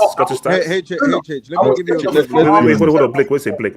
Okay, let me give you an equivalent. What the team that Fergie left them would have been the equivalent of Klopp leaving after Liverpool went for the quad. And you saw how washed the squad was bad. The squad was washed. But what Klopp did, he stayed, rebuilt the team, and then left the team in good hands. Fergie left that team in pieces. No. I'm not blaming Fergie. I'm just saying the team was not good. But it was all about his wife. So Evra was on Mikel Obi's podcast, and Evra said that I think after they'd won the league, Fergie told Evra that, bro, because I can't remember, they wanted to get someone. They won that league. No. Basically, there was a really big player, Cristiano. I think Fergie said to Evra that they think that they can get Cristiano back and everything. So basically, he had plans to really build the team again and everything. But then his wife then got ill, and then he had to he basically had to leave initially. So if his wife was not ill, Fergie was not going to leave, and that's what he told probably still be everyone. there today. One thing I read was one thing I read was he did think he'd be able to compete with City and Chelsea financially because of the fact that the Glazers were his owners. That's one thing I've read as well. The Athletic has reported that a lot. That when Fergie was United manager and he knew about the debt, he knew about the way the Glazers penny pinched. One of the reasons why he left is because he did not think he'd be able to compete with City and Chelsea in the foreseeable future, financially at least. And I think there is some element of truth to that. Because when Fergie left, who did Moyes get? Fellaini that summer? That was it. 27 million. No, but to be fair, Man United still spent a lot of money. They just spent it poorly. They still spent a lot. I'm saying the few years after Fergie. Wait, guys, look. Guys, it's been well. Remember, guys, I'll see you Monday. Members Hangout on Monday. Guys, peace out. One love.